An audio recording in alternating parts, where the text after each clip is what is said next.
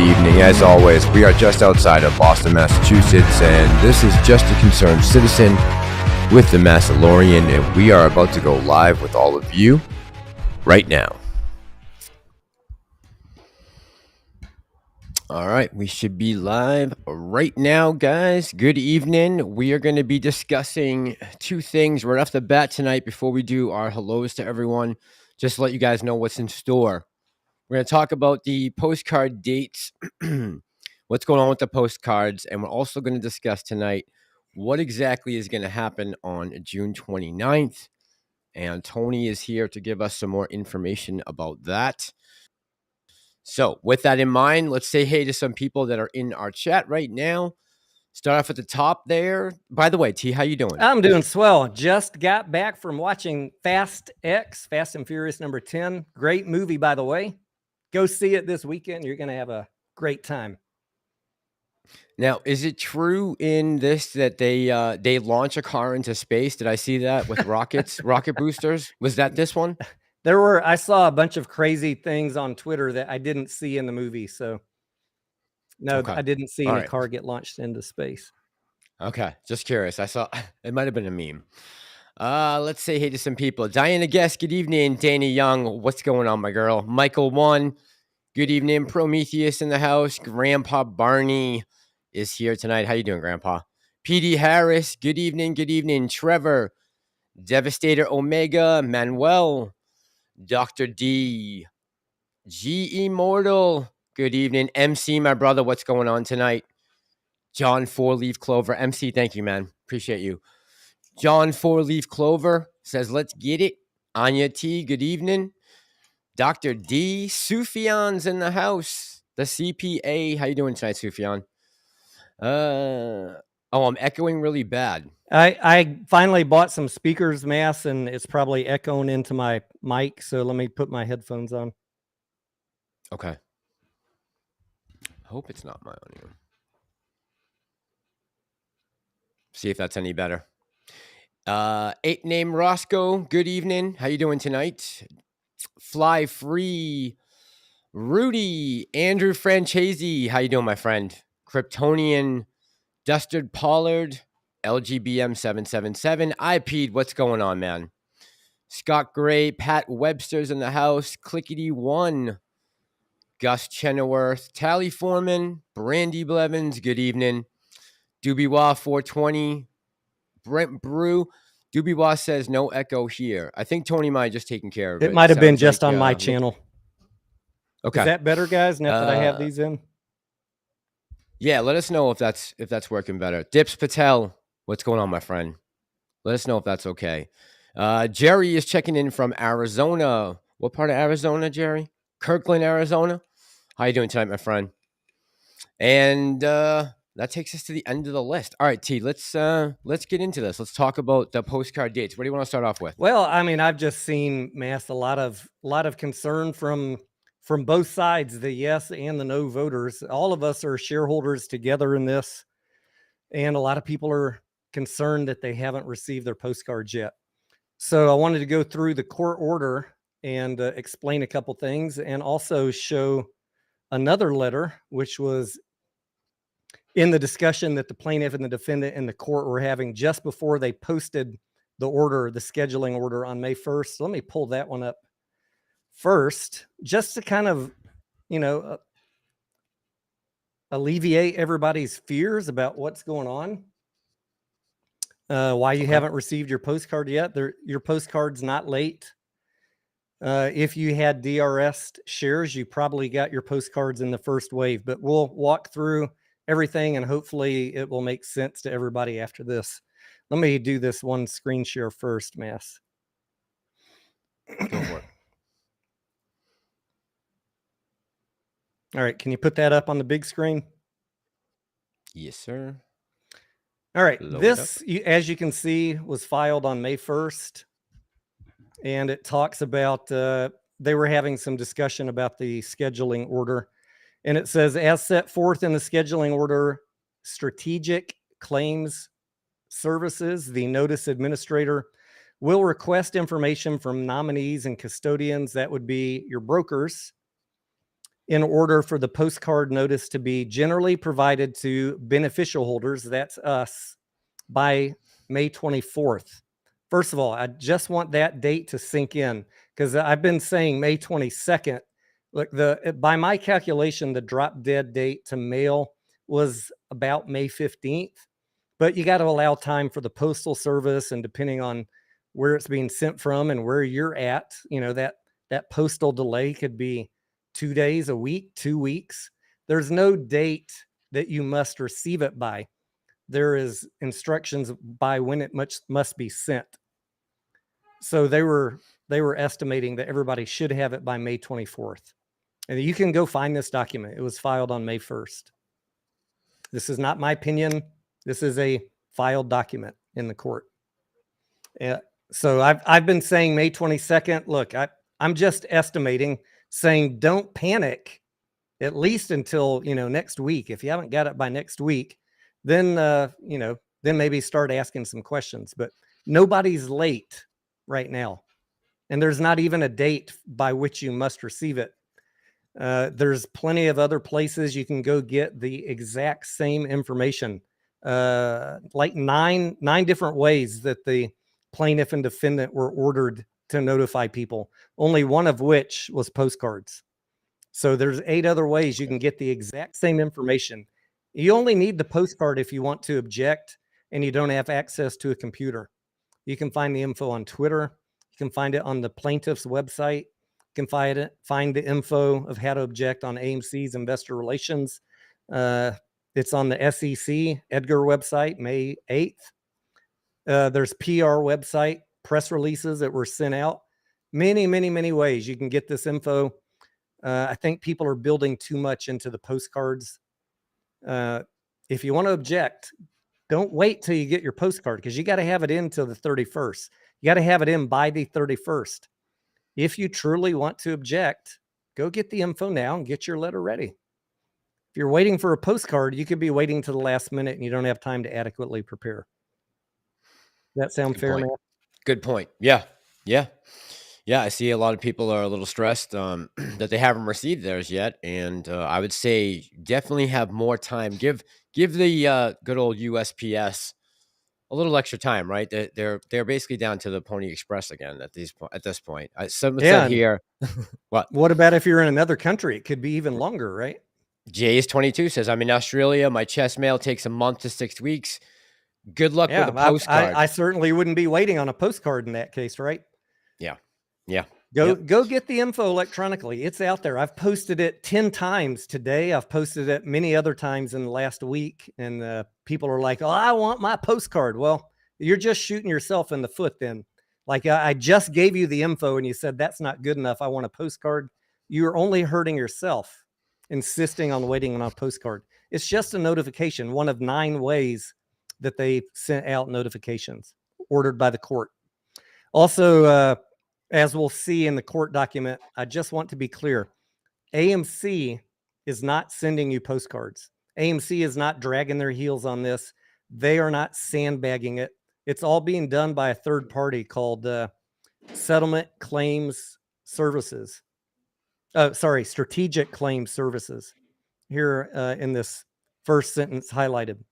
So there's no blaming AMC.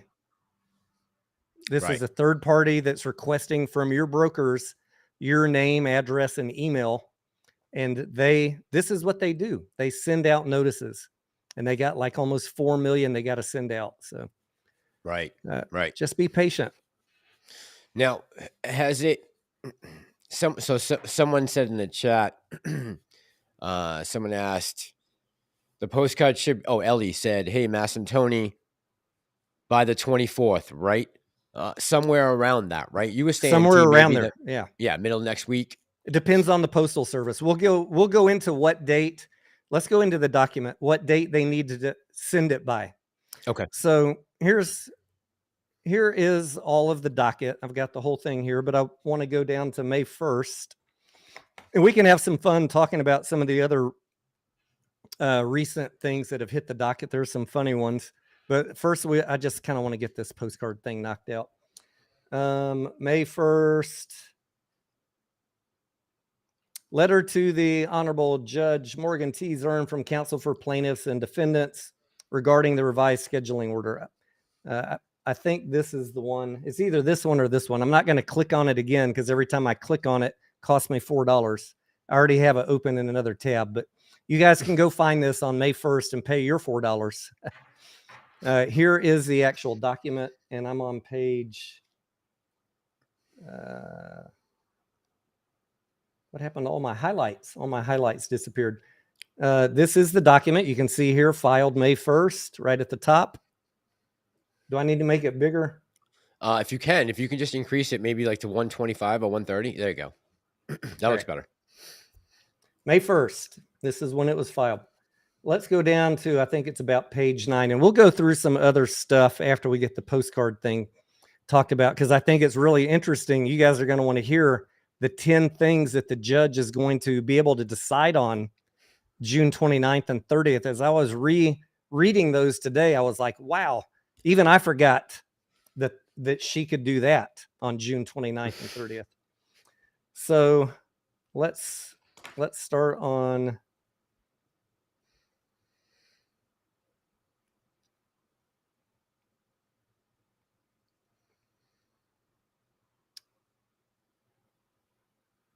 You lost all your highlights?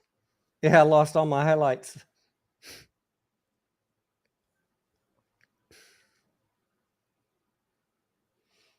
Court may approve the settlement. No, not that one.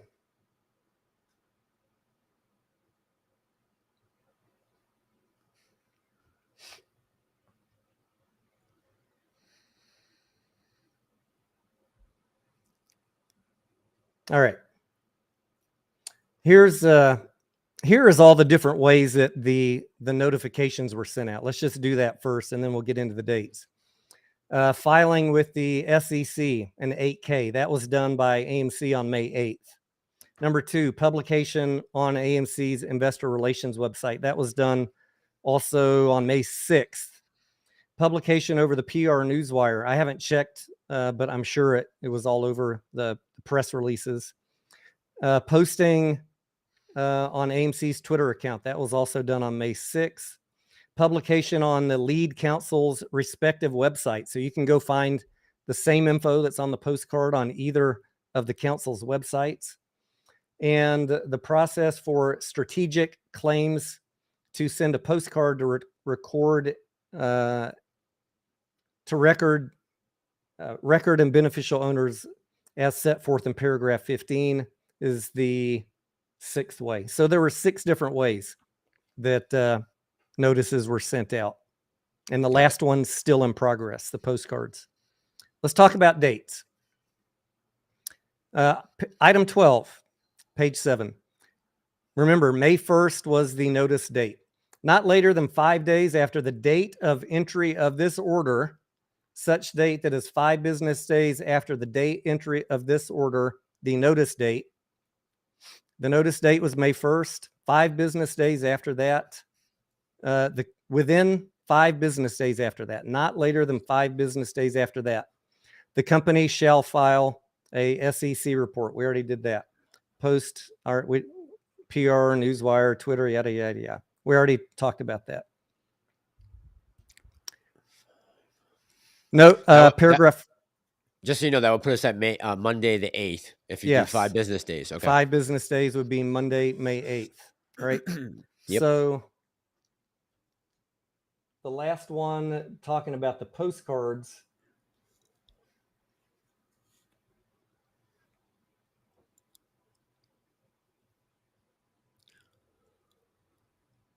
Okay, here, paragraph 14.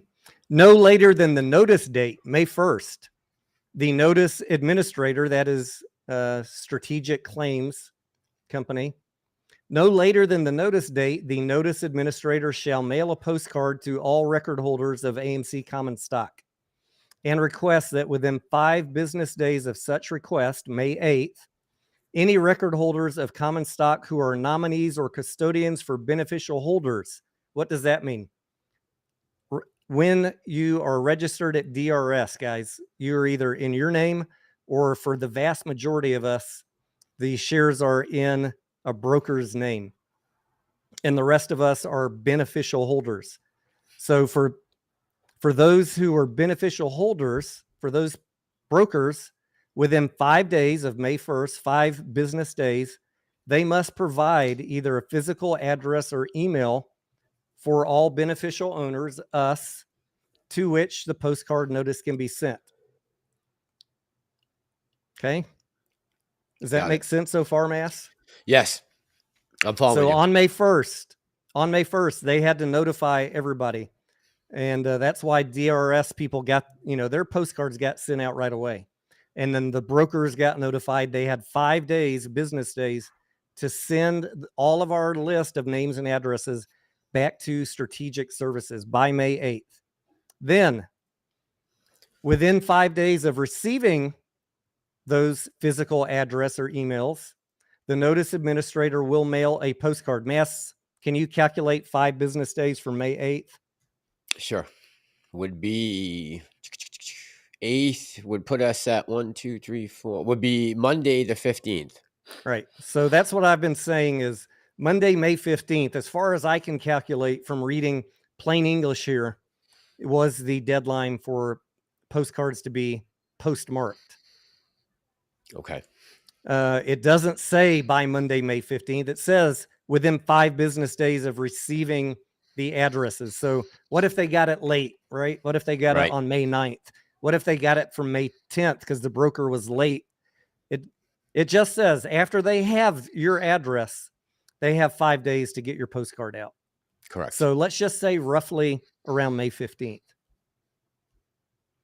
The notice administrator will also send copies of postcards to any of you who request from them within 5 business days. That you can look up Strategic Claims Service. They have an easily Google website with an email and a phone number, and you can call them and request it if you want to do that too. But I'm not suggesting you do that. If you want to, that option's available to you. I think that most everybody will have their postcards next week. It goes on to say that AMC is going to have to reimburse this third party 3 cents per name or email for every postcard that was sent. Whether it was an email or a postcard, AMC is going to have to pay the out-of-pocket expenses plus the postage. And then the defendants or Strategic Claims Service will file with the court proof of compliance with all of these notice requirements, all 6 things that we talked about, including the postcards, no later than June 22nd. So there will be some closed loop to make sure that everybody did what they were supposed to. Does that guarantee you're going to get your postcard? No, but they're going to file a report saying how many they sent, I would imagine. That's how I read it. Yeah, that's what it sounds like. Yep. Agreed. All right. So that is it about the dates. Hopefully that makes sense. I'll take any questions for a minute, and then we can talk about what the judge is going to decide on June 29th and 30th. Gus says, do we need the postcard?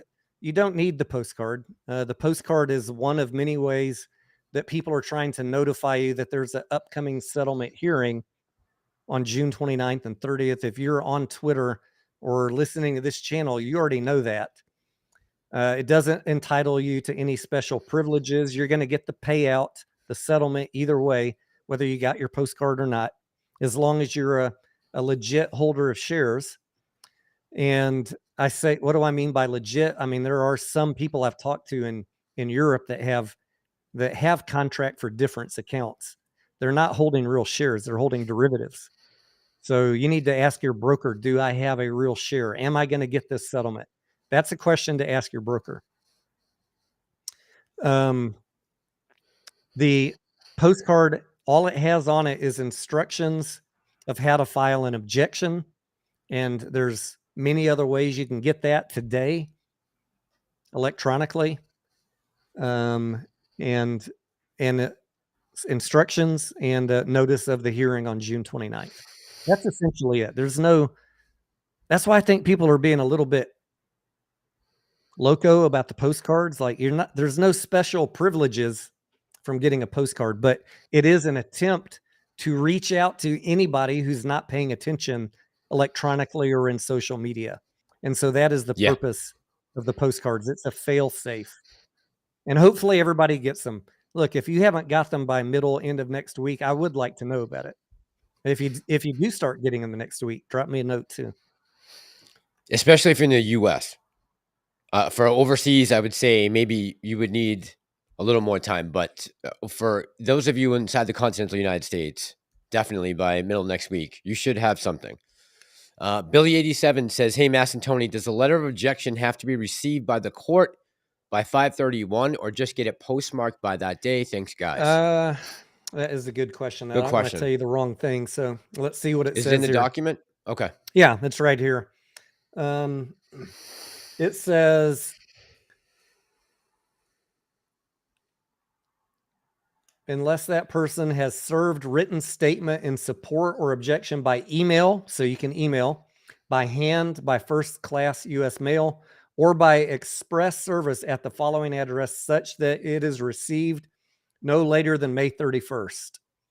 So if you want to file a letter of objection or support, it must be received at this email or this address by May 31st. Got it. I'll make that a little bigger for people. All right. Well, I'll leave that up for a minute while we see if folks have other questions. Thomas B says, "Explain for everyone in a short sentence, if this is at all possible." I'm putting that in. What this is all about, please.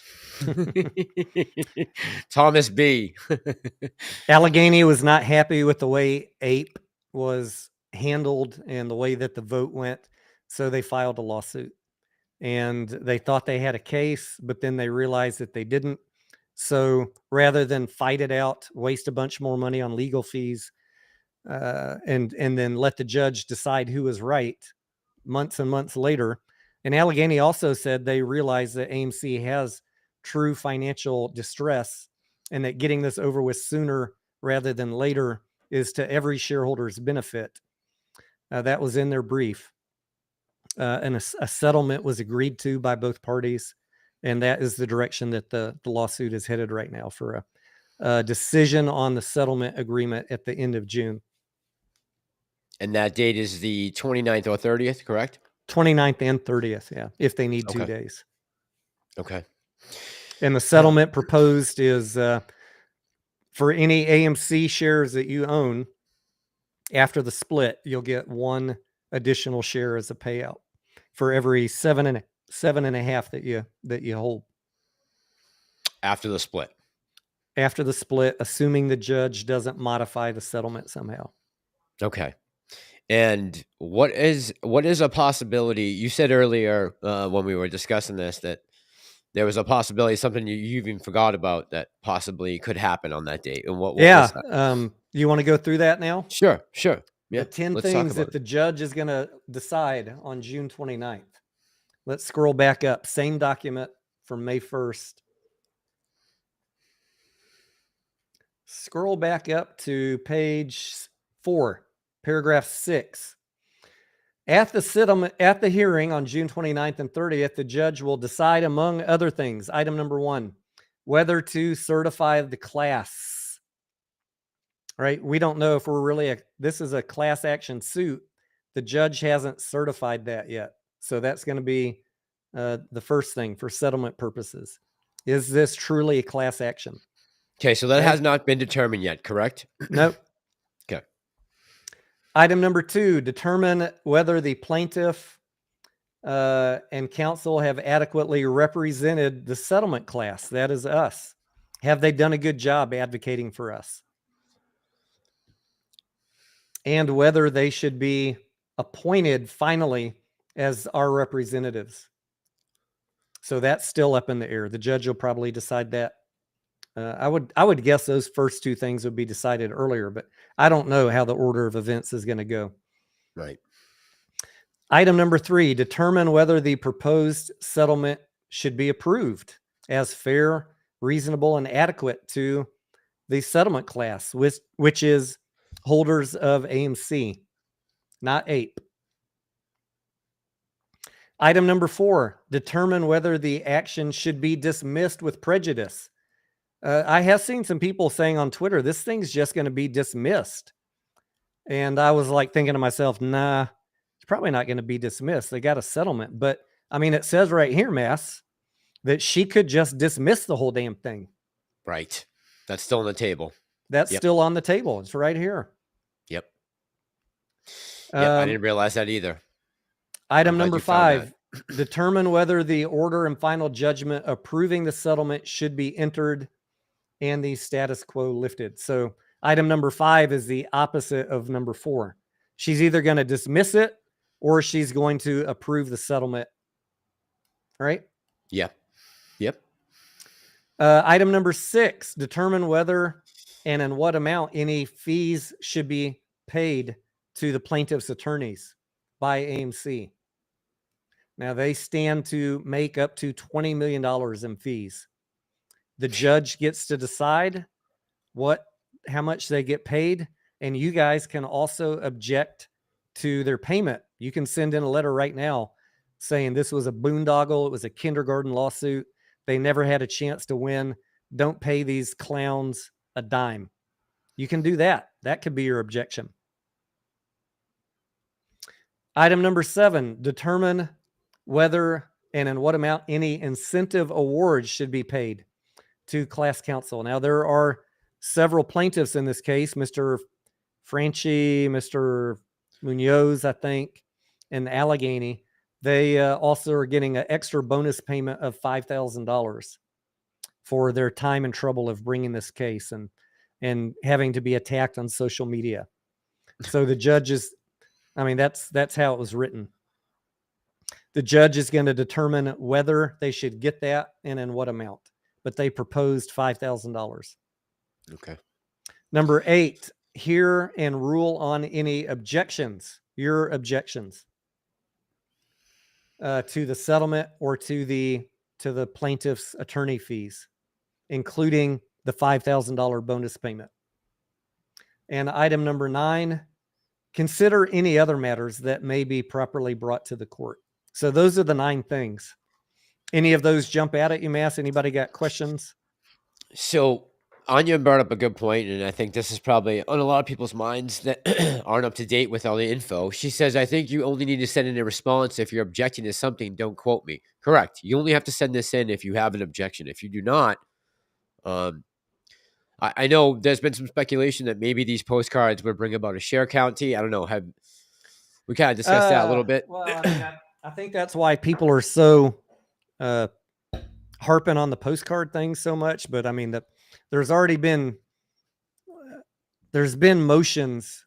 Look, there was a motion just 2 days ago. I posted it in my Discord that Al or somebody was, maybe someone else was requesting a recount on the vote. Remember that vote we did back in March? Yes. And the special master said the same thing that I've been saying. Look, the vote was independently done, and the vote results have been posted on an 8K to the SEC website. We're not going to discuss the vote anymore. That's basically what Special Master Amato said. And as far as a share count, you're going to get the same response. AMC publishes the share count on a frequent basis. It's like 516, 519 million shares. That is the share count for all legal intents and purposes. Right. I know you guys are wanting a full accounting of the DTCC. That's not germane in this case. That was also addressed in one of Special Master Amato's letters this week. People are trying to bring stuff in this case that is not pertinent to what Allegheny is suing on, and she's time after time recommending to the judge to dismiss all of these frivolous claims. I haven't been reporting on it other than in my Discord because I'm waiting for the judge's official motion. When she does, then I'll talk about it. But you're not going to get a share count other than what AMC officially publishes. That is the share count. Now, if you want one from DTCC, I get it. But like I've been talking about on live streams, a famous attorney whose name you might know I don't want to say his name, but you can probably guess it, already sued the DTCC for naked shorts, FTDs, share lending, back in 2008. He doesn't like to talk about it. No one likes to talk about it, but I will. And that case was dismissed with prejudice. So, and the judge said the DTCC is operating within the bounds and the rules given to them by the SEC, dismissed. So I'm going to maintain any attorney trying to tell you that they're going to go solve that naked shorting dilemma is probably a CEO hiring him to blow smoke up your ass. It was decided back in 2008. Precedent has been set. And you know what that means? Like as soon as someone files a new case, the first thing they do is go back and look. Has any other court already ruled on this? Oh, well, we already have a ruling. Case dismissed. And that's why Adam Aaron is not talking about share count or suing the DTCC. It was settled back in 2008. Is that unfortunate for us? Yes. Have you been lied to by many, many CEOs of penny stock companies that want to have you pump up their companies so their convertible note lenders can get out on your back? Absolutely. You guys are getting railroaded by these CEOs and the pumpers on Twitter and YouTube. Brent says, if it's not for a share count, it is for the RS. Now, I'll just say, Brent, when you say everyone, we got a 88% vote on positive for RS, correct, T? There was two different numbers? Remind me. Of all the votes, Mass, including AMC and APE. Okay. I mean, I can pull up the SEC filing if you want, but it was not 80% of all AMC shareholders. We barely had 30% of AMC shareholders bother to even vote. Right. Okay. That's right. And Christian Princess says, is the postcard about objecting to the conversion and RS? No, this is for the settlement, correct, T? This is not for the vote. Right. Christian Princess. Dubiwa says, waste of time and money. Everyone's entitled to their opinion here. I think it was. I mean, they had no chance of winning, as I've said from day one. And after a few weeks, they're like, yeah, we don't have a chance of winning. Let's go ahead and settle out, get our money in. And here's a little bone for you guys, 1 share for every 7.5. Yeah. And I think, when we went to, and Steve talked to Adam Aaron, that was one thing he was talking about was the amount of shares that we're going to get. That was the first thing he knew before Mediocre even asked him, that he was talking about the number of shares. And, some people are concerned about that. The thing to me that stands out on this is that she is, because of what you just read, they're still allowing this possibly to be dismissed, right? Which is interesting because you would think as we've gotten this far into it that would be off the table, but it's not. She could still say, she hasn't really, I don't know what work, if any, she's done looking into the legal background of this. She's on other cases right now. Right. She's going to review all the information presented to her on June 29th and 30th, and then go off in her cabin in the woods for a few weeks and then come back with, maybe a few days, maybe a few weeks, maybe a few months, right? They can take up to 90 days to issue a written opinion. She's going to hear all the information. She's going to go off to her cabin in the woods, as I like to call it. I just imagine that in my mind. And then she's going to come back with a written opinion, which could be dismissal, could be approval, could be modification. I thought Allegheny County was in the woods. I don't know. Dave says, will you get multiple? This is a good question. Will you get multiple postcards for different brokers or just one? I've got one. And Dave, I believe the answer to that is you will just get one. But T, yep. Do you know for sure? I don't know, guys. I mean, I would hope that a third party service like Strategic Claims would have some database that could notify if we have multiple entries for the same party, because many of us have shares in multiple brokers. and it would be wasteful to send multiple postcards. Multiple postcards. I don't know how good their database is, but if I was creating a database, I'd have it flag and not send multiple postcards to the same address for the same name. I don't know. I don't know the answer though. Jay says, I want my tens of thousands of postcards. Means nothing apart from I'm registered, I have no DRS, and I voted on all tens of thousands of shares. Just a simple Aussie. Let's see. Scavenger says he hasn't. What's going on tonight, Scav? Scav says he hasn't received his postcard yet. I saw he was trolling you earlier on Twitter, right? Was that Scavenger? I was being threatened today. Someone said, I'm going to tell the judge on you, Tony, for talking about the court document. How dare you give them the correct dates, Tony Denaro? I mean, the guy's reading the same document as me, Massalorian, and he's highlighting the same paragraphs that I'm highlighting, except that one line. He neglected to highlight the second part of the paragraph with the second set of 5 days. I think maybe he has good intentions. Maybe, I don't know what he thinks. I don't have time for nonsense. I gave him way too much of my time today. Sometimes I think these people just want to waste our time. But, I try and give everybody a fair shake at being reasonable. And I stated what I read on this document. The notice date was May 1st. 5 business days after that is May 8th. 5 business days after that is May 15th. It seems pretty clear. Agreed. RW says, what did I hear about insurance companies not paying AMC to cover legal fees? Is that accurate? I did see that. Yes, that is accurate, RW. They are not going to be covering those fees. Well, is there a reason behind it? They have denied the claim, but have you guys ever dealt with insurance before and had them deny your claim? Yeah. That's like the first thing any insurance company does is deny a claim. Yeah, right? They don't want to You got to go back and protest it. Right. So AMC did file suit to force them to pay. And I read AMC's complaint on the day that they filed it. I haven't read any defendant's brief since then because I don't really care. But that was for the legal fees, I think, for the $20 million. I don't know if it covers the settlement, the shares. Anyways, we'll find out more about that. I mean, it's not high on my list of things to worry about. So as we said, whatever it was, a week ago, last time we met on here, we're still looking at possibly this going into late summer, possibly, right? Or at least midsummer.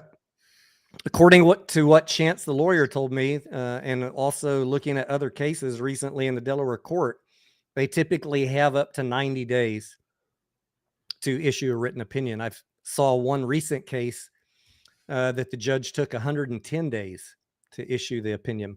So yeah, that's a possibility, but the judge knows that AMC needs to raise some money.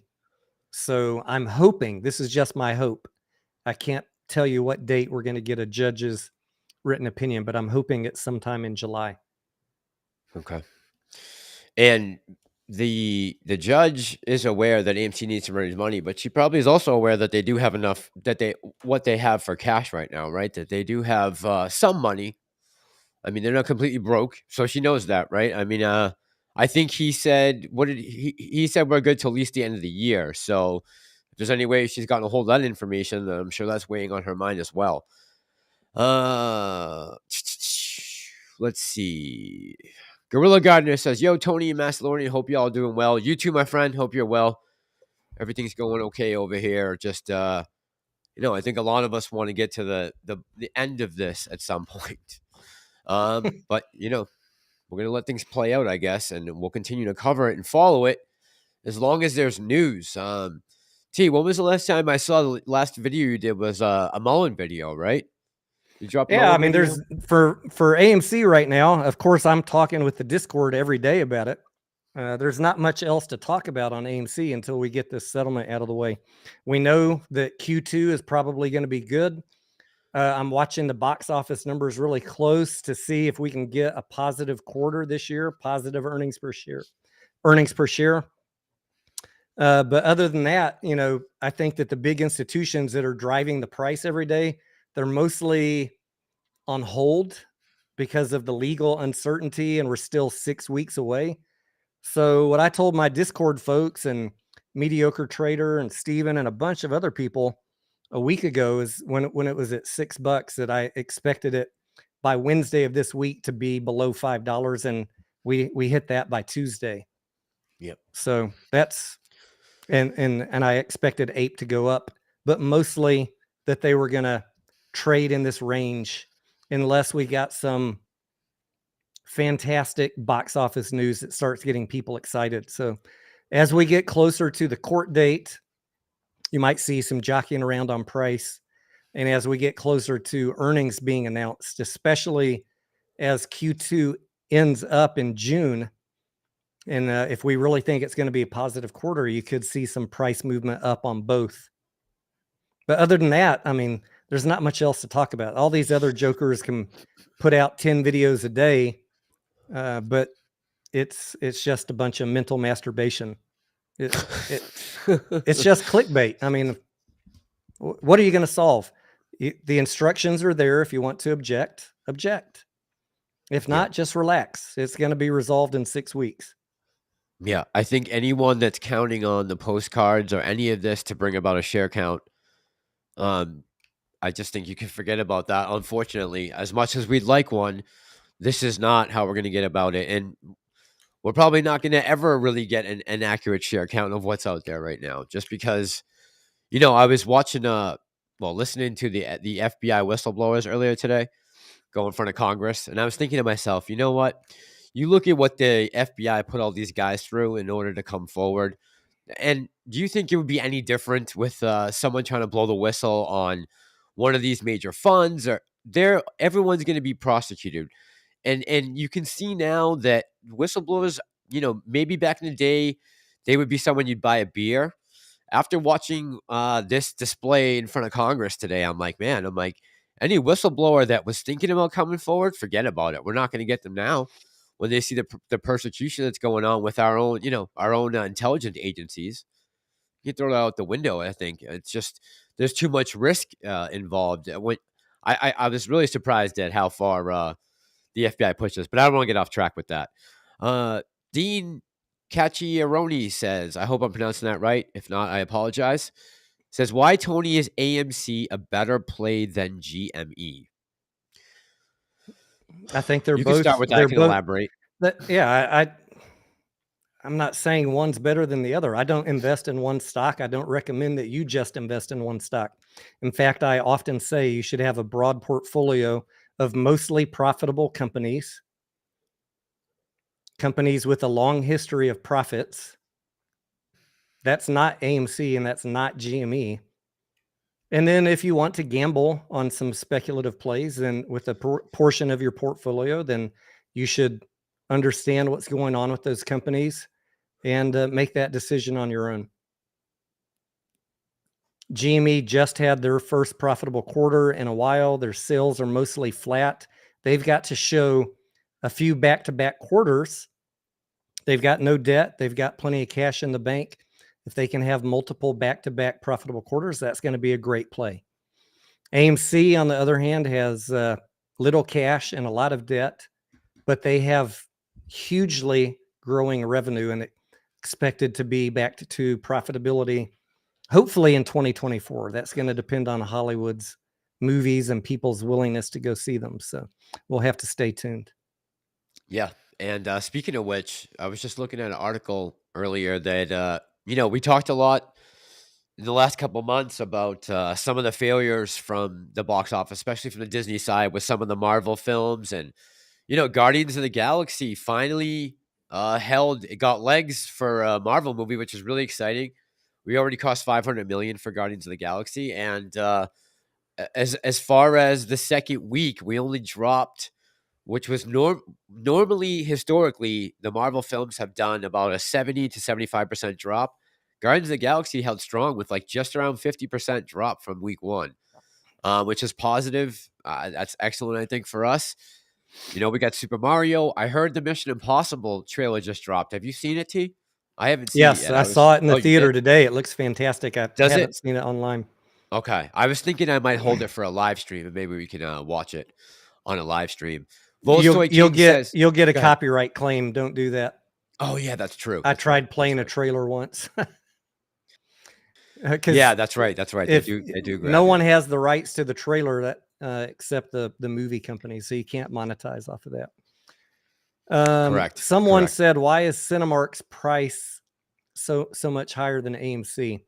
And I'm going to answer you the same way I answered George a week ago. Anytime this comes up, I don't want you guys to look at stocks by their price, because you need to think about market cap and how many shares are in the float, first of all. Right? If Cinemark had 1/10 the float of AMC, you would expect the price to be higher because it's less shares out there. Smaller float. Right? If let's say when AMC does the reverse split, our share float is going to drop by 10 and the price is going to go up to 30. Does that mean all of a sudden, in your eyes, AMC is better than Cinemark? Did anything change? Nothing changed. Same market caps. It's just a reflection of share count versus the market cap. So the way that we evaluate stocks is based on discounted cash flows, book value, many, many different ways to arrive at a valuation. But please don't ever compare companies by price alone. That's always going to lead you down the wrong path. True. And always take into account too, on the flip side of that coin is retailers' enthusiasm, right? So as much as you may look at Cinemark and say, oh, it's terrible that, their stock is worth more, don't forget, we have a huge backing behind AMC, and 3.5 million shareholders is the count currently, or as far as we know that we've gotten from Adam Aaron. What's the float of Cinemark, Mass? Can you look it up? That's a good question. Hang on. Yeah. AMC's got 1.5 billion question. shares, and combined we're at what, about 660? Yes. So does Cinemark have less than 500 million shares? Yeah, 108 million. All right. So, I mean, if they had 500 million shares, $16 would be equivalent to AMC, but they've got even less shares out there. So 1/5. Yeah, you can't compare a company with 100 million float to one with 1.5 billion. The price is definitely going to be different because it's an order of magnitude difference on the number of shares out there. Absolutely. Voice King says attorneys are going to win more than the shareholders. LMAO. Attorneys are going to get paid no matter what. I don't know what's going to happen with us, but the attorneys will get their money one way or the other. I promise you that. As long as they show up for court. PD Harris says, so no Postcard means we own synthetic shares. If this is the case, and there are, let's say, millions of synthetic shares, what does this mean for the shareholder and the AMC stock price in the future? See, I think this is where people are going to get caught up with this, right? And PD Harris, I love you, man, but this is the thing that makes me nervous is people aren't going to get their postcards and think, oh my God, I must own synthetic shares. And we just can't assume that based off, especially if we're relying on USPS. That's something that's going to be an issue, I think.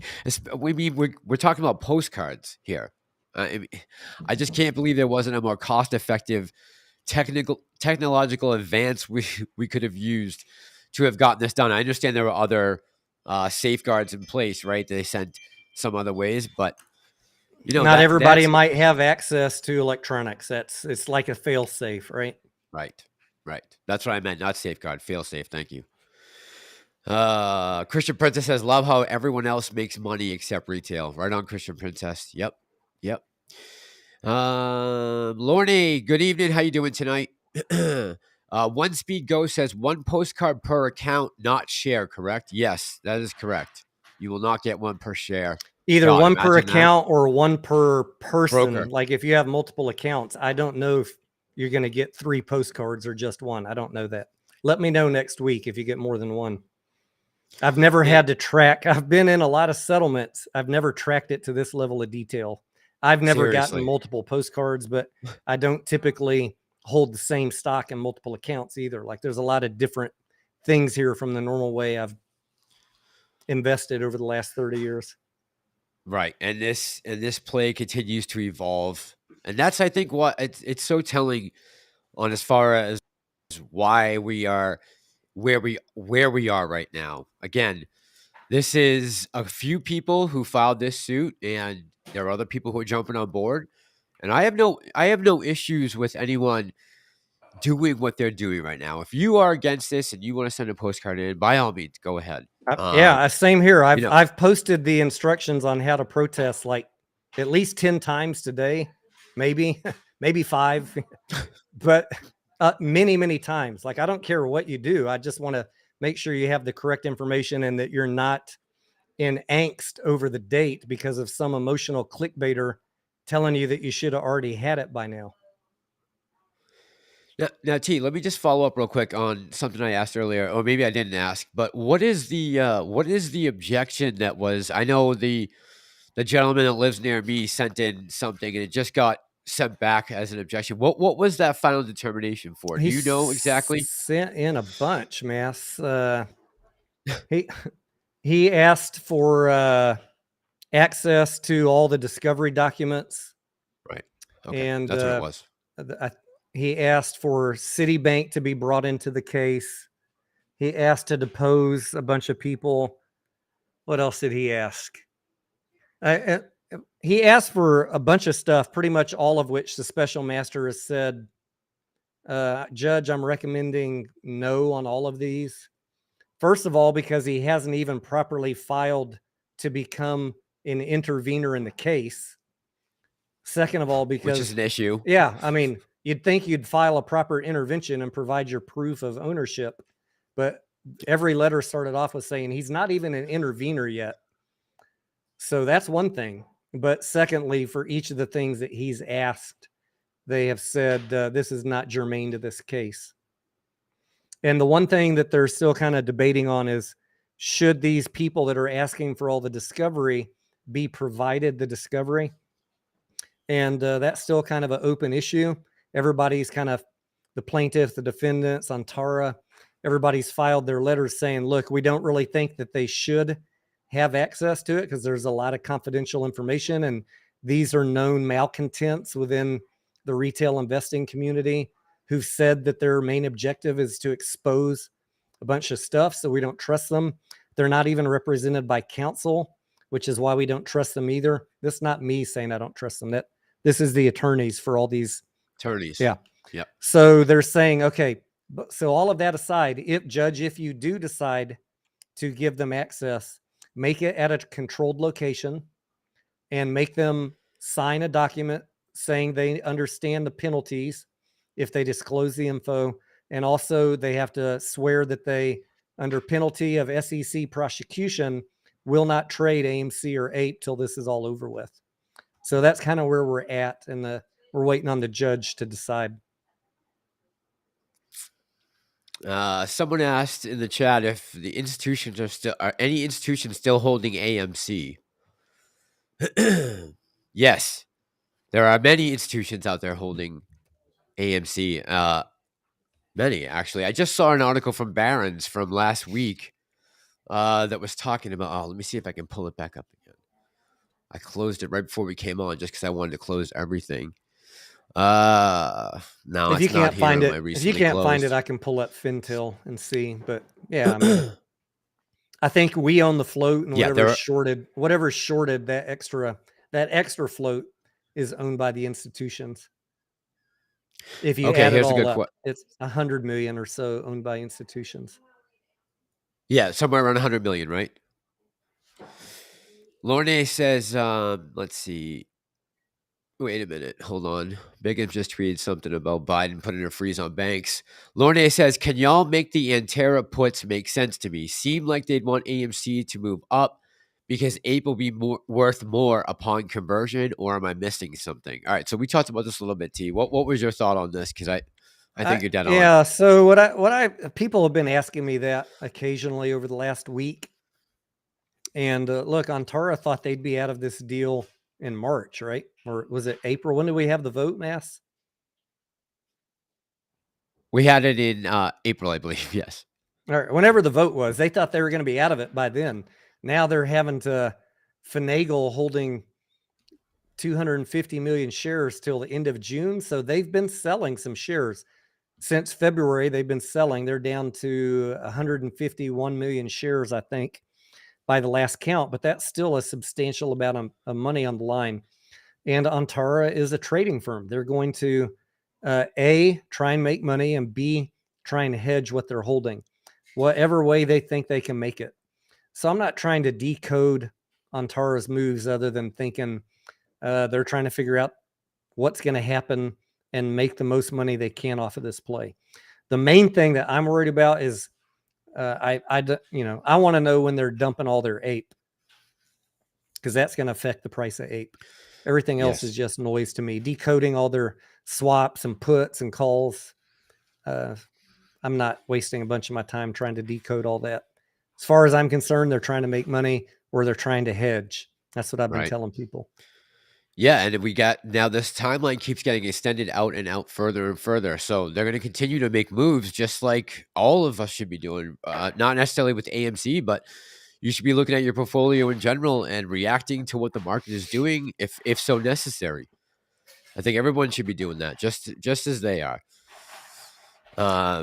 Can I address Philip's question real quick? Philip is asking about box office. So we were, I was saying that we need about 2.8 billion in domestic box office to see a profitable quarter in Q2. We've got about 6 weeks left, right? How many weekends, Mass, between now and June 30th? Did he leave? I can pull up my calendar. 1, 2, 3, 4, 5, 6. 6 weekends left. So we're about halfway through the quarter. Will we get to 2.8 billion? I don't know. I had given what I thought would be like a top side estimate of 3.3 billion. All the big movies, the really big ones, are coming in June. So we'll see. We got Little Mermaid, Mission Impossible, Transformers, Fast X. There's a few other ones. We'll have to see. Right now we're at 1.26 billion. So yeah, we're not close to halfway to 3.3 billion. We're not even halfway to 2.8 billion. But that's why I'm tracking it every week. I'll do an update at the end of June. At the end of May, I'll do an update on where we're at with box office.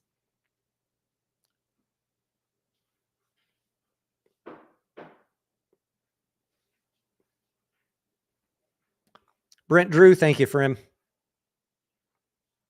Oh, Mission Impossible's in July, someone said. Well, shit. Thank you.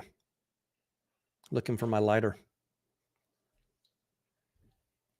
Indiana Jones, June 30th. Yeah, we'll get 1 day of Indiana Jones, maybe 2, if it drops on Thursday. We'll get the 29th and the 30th.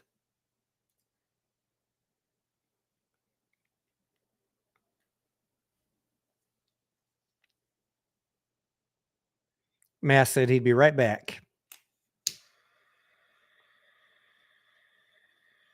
Brent, did you have a question? Oh, you're just saying appreciate the DD. Thank you, Brent. I appreciate you.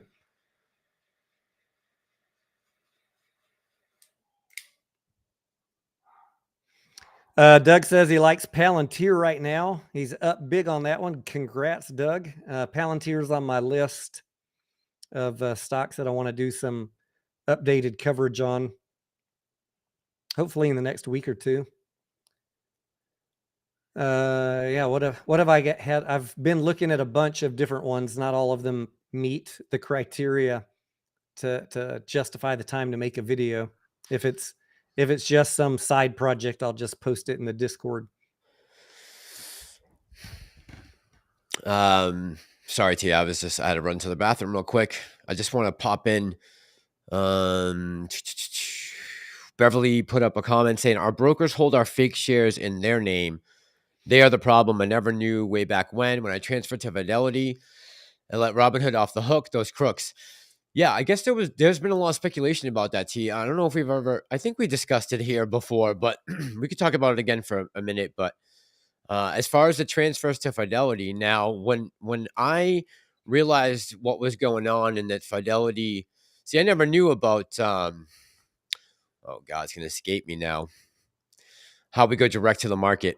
What's it called? On Fidelity. How we can go direct to the exchange, to the lit exchange.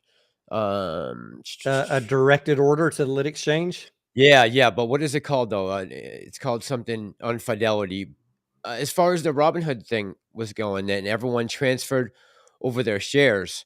I know a lot of people said that we let Robinhood off the hook with that. What are your thoughts on that about the transfer? Because, I thought doing that was the right thing to do as well. Going over to Fidelity, so we could go lit to the exchange. I don't know if that transfer did let Robinhood off the hook. What do you think? I think people, ascribe too much power to these brokers. The broker is just a middleman. They're holding your shares and they're lending them out if you let them. And they're trying to make money when you buy and sell through payment for order flow, including Fidelity, right? Fidelity will route your order to a payment for order flow dark pool. If you don't direct your trade, you have to go into the settings and set your settings to direct the trade to IEX or NYSE. That's an extra step. Just moving your shares to Fidelity doesn't fix anything. Buying going forward though might will help. If you direct the trade, you have to go into the settings and do that. Yeah. I have a video from a year ago of how to do that. That's on right. Fidelity. By the way, real quick, let me just say, Angelina ATF is in the chat tonight. She says, sorry, I've been very ill with lupus in the hospital. Angelina, sorry to hear that, darling. I hope you're feeling better. Sooner the better. I didn't know you were sick. But our thoughts and prayers are with you. I'm sure everyone on this chat can agree with that, at least. If we can agree on one thing, we'll agree on that, Angelina. Hope you're doing all right. Mega Johnny says he heard Indiana Jones was a stinker. That's unfortunate to hear, Mega. I hope that is not correct. Where's Steven? I need to get some input from Steven. He's always got the inside scoop. I know they just showed the first screening of Indiana Jones 5 today in Cannes at the film festival. So there will be some leaks coming out. Yeah. There will definitely be some leaks coming. Alpha 2 Omega seems like the community is split, and that's the reason I'm ready to get this AMC thing over. Went from apes to I don't know. Alpha 2 Omega, absolutely 100%, right? And this could be all part of the master plan, is to get us to conquer and divide, right? Divide and conquer. It is unfortunate. Like I do my best to stay neutral and just provide fact-based info, and I'm still attacked relentlessly. Like, are we all on the same team or not? Yeah, I know. Yeah, it's unfortunate that there's many other things besides just this that have divided us, but more recently this has been that and Adam Aaron, and as far as like his loyalty to retail. And again, I have to agree with a lot of you guys out there who are saying that they're not a lot happy with a lot of things that Adam Aaron did. I mean, he definitely, in my opinion, has been doing some pandering over the last 6 to 12 months. No doubt about it. I don't think that escapes any one of us, whether we're YouTube creators or if we're, just retail investors. I think we all can agree on certain things, and I think that could be one of them. That there's definitely been some language that has been inflammatory, let's say, but he's definitely done some pandering to retail, and but he is, I guess you could say, backing it by, going around doing what he's doing with the shareholders. So I understand both sides of the story. I get why certain people feel a certain way. And I'll just continue to say, I feel like everyone's entitled to their opinion. And as long as you're on these channels, you'll be able to say, what you like. But, just try not to get down on your fellow apes, because we are still apes. Everyone that's holding right now, is, as far as I can tell, are still apes. If you're still holding your shares, no matter how you feel about Adam Aaron or about the lawsuit or anything, if you've held this long, you're an ape. That's all I want to say. I'm going to repeat a couple of the basic rules on my channel. Number one, for any company, including AMC, trust no CEO.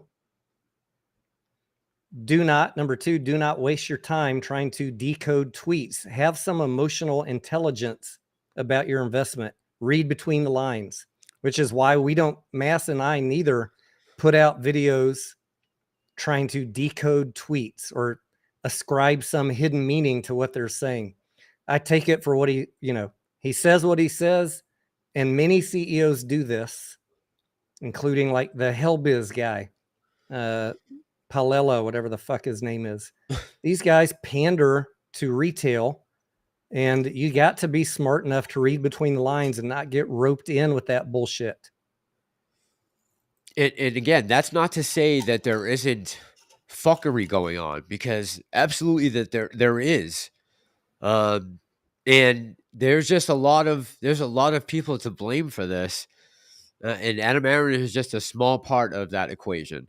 There's certain entities in place that are supposed to be protecting retail investors that clearly are not on our side. I mean, even thinking back to a few weeks back when they hauled Gary Gensler in front of Congress, there was very little talk about retail.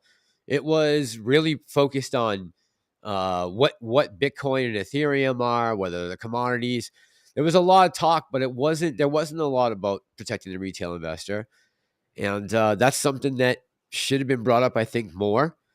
Do you want to know what I think? What I think the biggest pandering to retail is, and I've called these guys out on it many times. If you see a CEO saying they hired Share Intel, you're being pandered to, and you're going to lose money if you bought into that news announcement. So you have no faith in Share Intel? No, Zero. I said that on all of these plays months and months ago when people were pumping those stocks. Oh, they hired an attorney. They're going to expose. Nope. You're going to get railroaded. And sure enough, all of them they ran up on that FOMO. They all came back down, and some of them are below where they started. And I don't trust any of that pandering nonsense. I'm glad for one that Adam Aaron didn't fall into that trap. I would have called his ass out on it too. Yeah. I know you were talking right before I went to the bathroom. You said you were talking about the box office for Q2. Did you say you had an estimate of about 2.5 billion, or where that number come from? I'm just curious. On my spreadsheet model, we need about 2.8 billion to get a positive EPS. Okay. And if we're going to truly get 9 to 10 billion in this year, we need to support that. We need to get about 3.3 billion in Q2, because Q1 was not that high, right? No. So we're going to need 3.3 billion in Q2.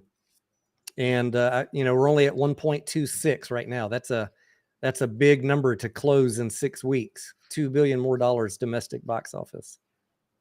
Yep. So we'll see. They need to get a haul. Anya says, wow, I got blocked. She's not blocked. I don't know how that... She's not blocked. She's a mod on my channel. Yeah, I was going to say, she's got the little YouTube thing there, right? She's... let's see here. Gorilla Gardener says, please, more Mullen videos, T. Doug says, are you in PLTR? Yes, Doug, I'm still in PLTR. I'm still holding it. I think if you believe in the Great Reset, PLTR is a decent stock to hang on to. I think they'll do very well in the future. If you put any faith in that. If you don't, PLTR could be a flop. But if you have any faith in what they're trying to do, or in my opinion, what the World Economic Forum is all about, PLTR is goodbye.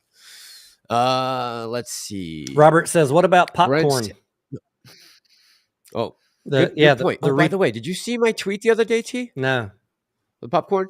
What'd you I say? put a tweet up on Twitter. Oh, you There was, finally found so I some, went right? to- yeah, I I did. did I see found that. some. I I got it did see behind that. me. Yes. Yeah, I found some, and then I found at a different Walmart up in Mass that it was on sale for $280, and I'm like, how is it on sale already? Was that Wasn't it legit? $3.99 Was it supposed to? really on sale? I swear to God, I went to the register and paid for it. I should have kept a receipt, but yeah, there was a. You saw that I took a picture of I saw the whole that, and that display. day I went on the website in my local area, and it's still $397. So $3.97. Okay. I don't know how to Yeah, I don't know. explain That that. was really weird.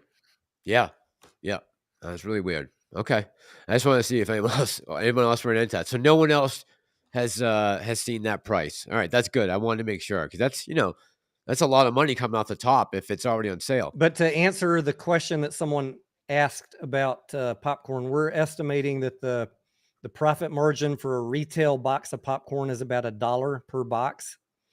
So what we don't know is what is the volume of units that they're selling. So in my model, I have a separate tab where you give me a number of units, I can estimate the impact to earnings per share. But I don't know that answer until we get more details from AMC. So I'm just not counting it right now. It's going to be in addition to what I already have in my current model. But how much of an impact it is, I don't know yet.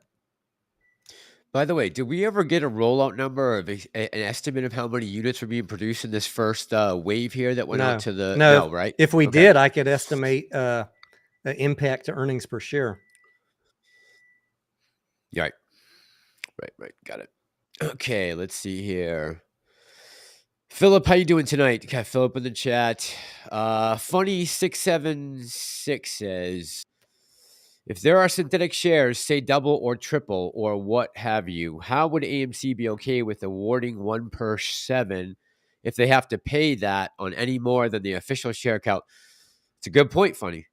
Yep, good point. Why would they want to do that? That would be devastating. I think it's going to work like a dividend mass. So if someone shorted the stock and sold it to someone else, then the short borrowed the stock, right? Ultimately, the person they borrowed it from needs to receive that dividend payment. That I'm calling it a dividend for explanation purposes, that settlement payment. But let's say you bought a borrowed share that is shorted and sold it to you. You're going to receive that payment, but the lender ultimately is owed that payment. So the short is going to have to make it up.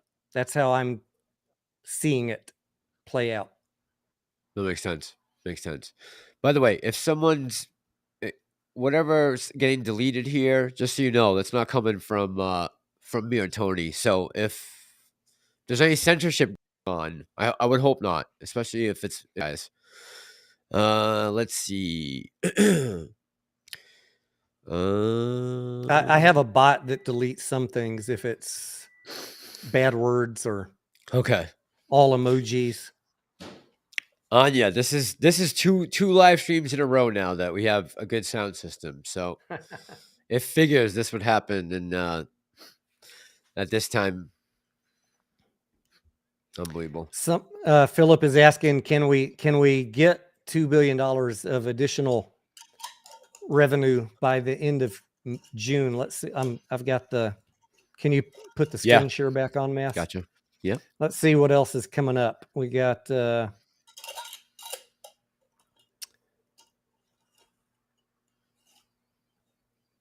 Fast X. We got Kandahar with Gerald Butler. That's another wide release. I don't know much about that one, but Gerard Butler is pretty well known. That might do well. Not $1 billion movie, obviously, but I mean, every couple $100 million adds up. We got The Machine, which looks like a pretty funny action comedy. We got The Little Mermaid. I don't know anything about that's limited release. Let's not talk about that. And we got Spider-Man. Did you know this Spider-Man Across the Spider-Verse is a cartoon? Yes, it's based off the Miles Morales Spider-Man. Yes. Do you think that one's going to do good? I didn't even know it was a cartoon until today. That's a good question, Tony. I don't know. putting Marvel into comic form on the big screen is an interesting concept. We're going to see how it plays out, right? We got Indiana Jones June 4th. Hopefully that one does well. Your wife's movie, June 9th. Your wife's movie. Scarlet. That's a limited release. We got Transformers on June 9th. I'm looking for wide releases. Yep. We got The Flash on June 16th. And The Blackening, it looks like a pretty funny comedy on June 16th also. Unfortunately, this calendar doesn't go past then. I mean, there's a fair amount. I don't know if we can get 3.3 billion. Seems like a stretch to me based on these titles, but we'll see. Yeah, we should come somewhat close. A lot of people are counting big on Fast X, Transformers, and Little Mermaid, I think. Does that sound fair, Mass? Yeah, and I think that there's a lot of buzz about Spider-Man. I know not everyone's down with it because it's a different character. It's not Peter Parker per se. But you never know how these are going to appeal to the wider audience. I think counting it out or as not being a good movie is a little presumptuous, right? Panda Trader is in the chat. Jeffrey Roach is in the chat. Mike's in the chat. Tiger Diesel, got a bunch of people I gotta say hey to here. Let's see. IP is in the chat. Doug, Dustin, Jamie, Brent Drew, just thank you very much. Robert's got a good question. Go. He said, do you guys still believe we need a reverse split? I don't really care about the reverse split, Robert, but I've raised my concerns based on the financial statements and AMC's working capital at a negative $1 billion that they need to raise some cash and fix the balance sheet. So I expect that there will be dilution as soon as this conversion is done. What date that happens, I don't know. Hopefully after a run up into Q2 earnings, but I don't know the timeline. And typically when we see dilution in companies in the stock market, we expect the price to go down because you're adding more shares into the float. So I think Adam Aron doesn't want to be at a point where he's at $5 or $6 and it gets dropped below $5. That's why the reverse split. Yeah. Billy says Elemental should be strong as well. Agree, Billy. Yeah, I saw that. I didn't want to cut T off, but Elemental should do pretty well. I know it's got a lot of buzz around that too. So let's see what June brings us. I hope the Indiana Jones rumors are not true, but if they are, so be it. People will still go see it just because of the draw of Harrison Ford. I think, and anyone who's an Indiana Jones fan is going to want to, see it in the big screen. So I think we'll be all right with that. As long as they don't kill him, we'll be okay. Yeah, I mean, I love the first Indiana Jones, and there's been so many, I don't even remember how many. Not all of them have been great, but I've watched all of them multiple times. So I'm really looking forward to that one. I'm a big fan of the series in general. It's kind of like Star Wars, sometimes you get a winner, sometimes it's like, but you're still going to go watch it at least once. I wish we could get some more winners for Star Wars, but I don't know. Again, we're dealing with the same studio here, Lucasfilm, so take that with a grain of salt. Seems like Kathleen Kennedy has a history of everything she touches doesn't do well, but we'll see. Hopefully this will be the exception to the rule. Let's see. Yeah, who's the leopard lady? Pam is wondering. Mike. I'm also wondering. Robert AMC, good evening tonight. Jeff B says, what will the tax implications be? This is a good question. I have no idea the answer to this. I don't know if T will. Says, what will the tax implications be with Original Ape was supposed to be tax-free, right? Because we got that as a dividend, correct? Technically? I'm not going to answer that because I'm not a CPA. I don't know. Okay. Maybe Sufjan's still in the chat. He might know, right? Possibly. I think, for a lot of people, it depends on what country you're in. Some people are getting handed those ape shares with their brokers saying the basis is a penny, and other people got a basis of 40% of the previous price of AMC. I don't understand what anybody's doing, all these brokers. And I say, handle that with your CPA. I don't want to give the wrong information on that. Okay. Good question, Jeff, though. Sorry if we don't have the good It is a good question. Yeah. Yeah. Not the appropriate skill set to answer you correctly. Yep. Beverly says, "Did anyone listen?" Yes. Yes, we saw that today, Beverly. I'm sure a lot of people were able to catch some parts of that. Yeah, it's unfortunate that these guys came forward and they're they're not even getting the respect of being called a whistleblower. I don't know what's going on. Can you expand on that for a second? So basically, the FBI came out today. They got pulled in front of Congress. There were 4 whistleblowers, I believe, that came out and said that the federal government was weaponizing the FBI. They were using it against conservative Christians, parents. There was one FBI agent, I believe his last name was Friend, who came out and said that he actually was going to some of these parent teacher school board meetings, and he found himself like weeks later back in the parking lot taking down license plates of other people who were doing the same thing. And he's like, man, this isn't right. And they came forward today, and half of the aisle was saying that these guys weren't whistleblowers, even though they laid out all the things that were done to them as far as them holding back their material possessions. They weren't allowing them to, or they were moving their stations across the country. One of the FBI agents had a 2-week-old daughter, or 2-month-old daughter. I'm sorry, 2-month-old daughter. They were holding their winter clothes because they moved them to Wisconsin. I mean, it was crazy.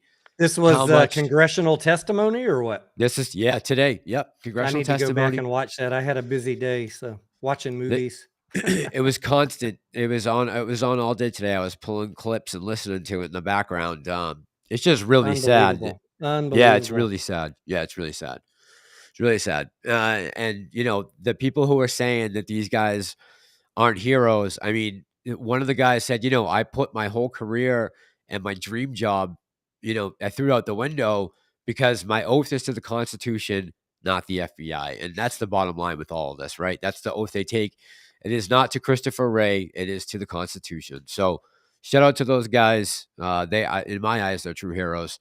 Anybody that's willing to take that kind of risk on, you don't want to fight the deep state. That's clear. I think we've realized now that, I mean, the Durham report is out. It is what it is. If Jake Tapper is telling you that there's no collusion going on, I don't know who else you need to hear it from. Let's see. Yeah, like our politicians should be. Exactly. I heard that Mr. Schiff is trying to. McCarthy was trying to get him. Was it booted out of Congress? Yeah. I mean, he put this whole thing forward. They said that people in his on his staff were threatening people. I mean, clearly now we know the Steele dossier was a joke. It was made up. They knew that well before. That allowed the Obama administration and the Clinton Foundation to put wiretaps and all those other things. And it was all based off a lie. And it's clearly that's come through now. I mean, Russiagate is a hoax. It is what it is. I mean, if CNN's telling you it's a hoax, how much further do you have to look? I mean, they can't stand the guy. Remember, this is going to piss some people off that I say this, but remember Beto? Yes. Beto. He was O'Rourke. He was having some rallies down here in Austin years ago, and I was downtown, and I happened to run into Adam Schiff and chat with him for a minute. Not because I'm an Adam Schiff fan. It was just a happenstance meeting, and it was lunchtime, and he wanted to know how to get to the Cat Cafe. And I was like, already. What's that? That's when I knew I probably couldn't trust this guy. Really? It's a cafe, Massalorian, where they let 50 cats roam around inside the cafe. It's like a coffee bar and cafe. Can you imagine wanting to go to a restaurant with 50 cats roaming around? Oh my God. No, that sounds like... This is a true story, guys. True fucking story. What? I can't believe that. That's crazy. What? That was, of all the good places to go eat in Austin, he wanted to go check out the Cat Cafe. Could I tell him how to get there? Oh my God, that's insane. That sounds like a horrible place to eat. My God. Angelina says she is having surgery on Monday. So good luck, Angelina. You're definitely being in our prayers. I hope you're okay. I'm glad you're getting that taken care of. That's good. Good stuff. Good stuff. Let's see. Doug says the postcard is like Elon's $8 charge for a blue check. Weed out fake accounts. There you go. I wish that was the case. Robert, you're very welcome. Shin is in the chat tonight. Shin, how you doing tonight? Headstock Harem. Headstock says, I don't care for cat fur in my Thousand Island dressing, right? Right. By the way, have well, actually, I'll skip that. Jennifer, good evening. How you doing tonight? Robert says the goal is to continue to expose the corruption. If we do that, then we will be fine. Let's keep our eye on the ball, not the fans. Good quote. Good quote. Anya says, Mass, I believe they call that fugazi. Yes, ma'am. Yes, ma'am. Let's see here. Jennifer says she sent in her objection today. So, Jennifer, you got your postcard. Grandpa Barney says Grandpa's shares are invisible. Grandpa, that's not true. You know that. Come on. Scott Gray says if it wasn't for us and Adam behind us, AMC would be Amazon theaters. Yeah, I mean, remember, most big theater companies went bankrupt or are in bankruptcy. So everyone who says, what has Adam done? Well, he's avoided what almost every other major chain went through over the last 3 years. So that is something. He can't control the number of movies coming out. And yes, it was us that saved the company ultimately, but he could have folded. He could have done nothing. Agreed. Yep. Robert says Gary Gensler was deflecting the whole time in front of Congress. What a shit show. Yeah, he did. He looked like he was squirming the entire time he was on there. By the way, I want to say thank you to JC in my Discord. This is another fine Doomit cigar. He sent me a box of these Doomit cigars. Man. Oh, yeah. Yeah. And I've had, this is my second one. Both have been some of the best, Doumitt. Some of the best cigars I've had any recent time and recent memory. Not a brand I've tried before, but good smoking cigars, all the way down to close to the end when they all kind of get a little harsh. All cigars get harsh. How do you spell it, T? The name? Doumitt. Let me put up this picture on the screen. Yeah. I got this bad boy. Saving this for post-Mo West. Check this out. Yep. Okay. Oh, nice. Nice box and everything, huh? Yeah. Very nice. Nice delivery, nice packaging, and some great cigars. Yeah. Excellent presentation. Now, is that the box you currently have? No, I bought a new humidor. I had an old cracked humidor that has just been languishing. I've been band-aiding it through. And when he sent me that box and it came, I went and ordered a new humidor on Amazon. I think it was only about $40. It's right here. Oh, that's not bad. It's the same size as the other one that I used to have, but this one's got a hygrometer right on the front. My other one, you had to open it to see the humidity level, which kind of defeats the point. Okay. So I got this nice.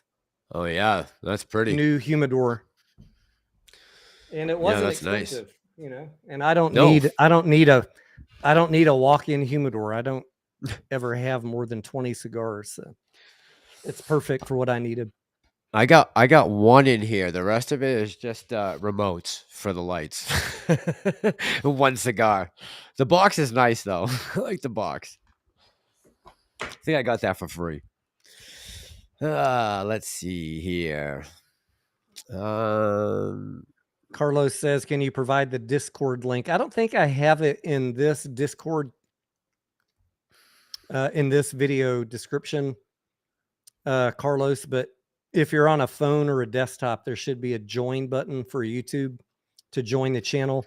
If you're supporting the channel, you have free access to the Discord. So got it. That's the process. Anya says AMC popcorn on sale, insane. Anya, that's the only time I've ever seen it at that price. That was just in my local. I wonder if I still have that picture. Yeah, let me see if I can find that picture real quick, T. Could you by the way, Pam Cakes is the best nickname. Don't ever change it, Pam, please. I love that one. Pancakes. Yeah. I think I made that up. I hope so. All right, T, yeah, can you take the chat for 1 second while I try and find this? Yeah, Pam says I Okay. don't smoke. I'm having my red wine though. Love me some red wine too, Pam. But I'm drinking a little bit of what do we have here tonight? Kentucky bourbon, Pam. And most of if I'm having a cigar, it's either I'm in Vegas on a winning streak or I'm hanging out with you guys. I'm not smoking cigars nonstop throughout the day. But I do look forward to doing the live streams because it's a nice way to relax into the evening. Just hasn't been much to talk about lately. We're just waiting on this settlement. And there are a lot of updates from the court, special master recommendations, but I'm really kind of saving it for the judge. When the judge files her motion, her decision, then I'll do a video on these because there's a lot of people out there that are, putting out too much content that's really unnecessary on AMC right now. When it's meaningful, I'll make a video. When there's meaningful stuff going on. Can you guys see that picture up there? Yeah. 280. Yeah, what a deal. That's the display that I saw. Hey, you should arbitrage that. You should have bought all that, then gone over to the next state, sold it for $4.99. Seriously, I could have made myself a hell of a profit. Jesus. Put it on eBay for my money back. Put it on eBay for, $425. Yeah, I don't know why that was like that. That's what I would have done, man. I'm gonna go back. You should have bought all of it. I know. You gotta think. I know. I'm gonna go back and check tomorrow and make sure that price has changed. That had to have been. I don't know. It was weird, T, because they had that display, but there was also a display in the aisle. So we had that little end cap there. That wasn't the full end cap, right? It was like kind of one of the ones that's on the corner, but inside the aisle. On the chip and cracker aisle. Yeah. So I'm going to go back tomorrow and see if that price has changed. I hope it has. All right, let's see here. Get back to this chat. Let's close this. I can't believe we're not having any problems tonight. Your audio is sounding beautiful so far. Yeah, that's nuts. Billy says, Mass, was that for the microwave version or the ready to eat? No, that was ready to eat. We don't have the microwave here yet. Have you seen it, T, in yours? Yeah, I bought 5 boxes of the microwave. It was the last 5 that I could find in the city. And I finally tried the first one about 2 nights ago with the butter that you pour over the top of it. I probably need to try a couple more, maybe do a side-by-side with the pre-popped. It was good, but I felt like maybe it wasn't quite. It was great for microwave. I felt like maybe it wasn't quite as good as the pre-popped, but it's hard to judge when you're not tasting them side by side, the exact same thing. Right. So I need to do a side by side. It was excellent popcorn. By the way, I was able to pick up some TX beer, so we got to talk about that when we get off tonight. Yep. I got it all stacked. All my Texas and Boston beers stacked right back there, waiting for you. I got to. Yeah, we got. I got 1 day of work this next 2 days, 3 days coming up, so only 1 day. So hopefully we can get a couple lives in. Or I went ahead and did the brunette, redhead, blonde challenge without you. And the yes, I saw that. The blonde one. The blonde one. By the way, Pam, did I not say hey to Pam when she came on? I didn't say hey, Pam Cakes. I thought that's why she brought that up. Come on, Pam. You know I love you. Let's see. Robert says you cracked me up with the arbitrage joke. I want you guys to think like that, though. Look, I ran into a guy at UPS that was dropping off 50 space heaters. The 6 foot tall ones, Massalorian. Yeah. This Yeah. was approaching winter in Texas, and we don't need those in Texas. He No. had bought up the entire stock of all the Walmarts and set up a website, and he was selling them to people in New York for 2x the price plus shipping. Oh, I wow. want you guys to think like Wow. that. Arbitrage, you can use it in your everyday life and make money.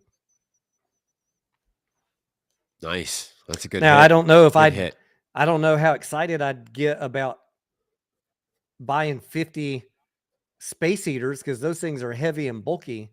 You got to have the right equipment. You got to have a truck, maybe a trailer. But they're a bag of popcorn's not that, but you can get that in the trunk of your car.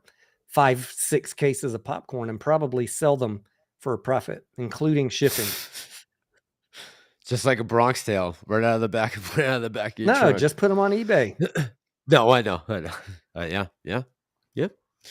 Falana says, already bought my tickets for Transformers, which is the new Transformers is Rise of the Beast, right? I saw the trailer for that. I saw a big mechanical ape, which is pretty cool.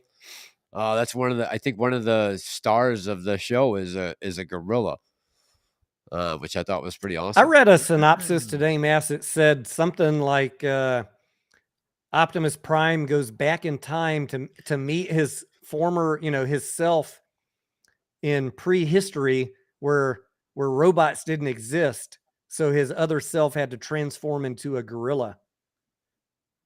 I don't know if that's that's the premise. I don't know if that's accurate, but that's what I read today. Okay. That would be interesting. I never even thought of that concept. I know the Indiana Jones movie is going to have some time travel in it. That's for sure. That's been confirmed multiple times. So they're definitely doing a de-aging of Harrison Ford. I wonder if there's any news on that out yet. I don't know if you guys heard earlier, but they did release a version of it today, I guess you could say. I wonder if they change anything after it's revealed at Cannes Film Festival. Do you think they have alternate endings, or do you think they just have one cut that they show to everyone? I don't know. I never thought about that. Dustin says, yes, Spider-Man will do amazing. The first one did great also. Was there already a Spider-Man comic or cartoon? Yeah, I think there was actually.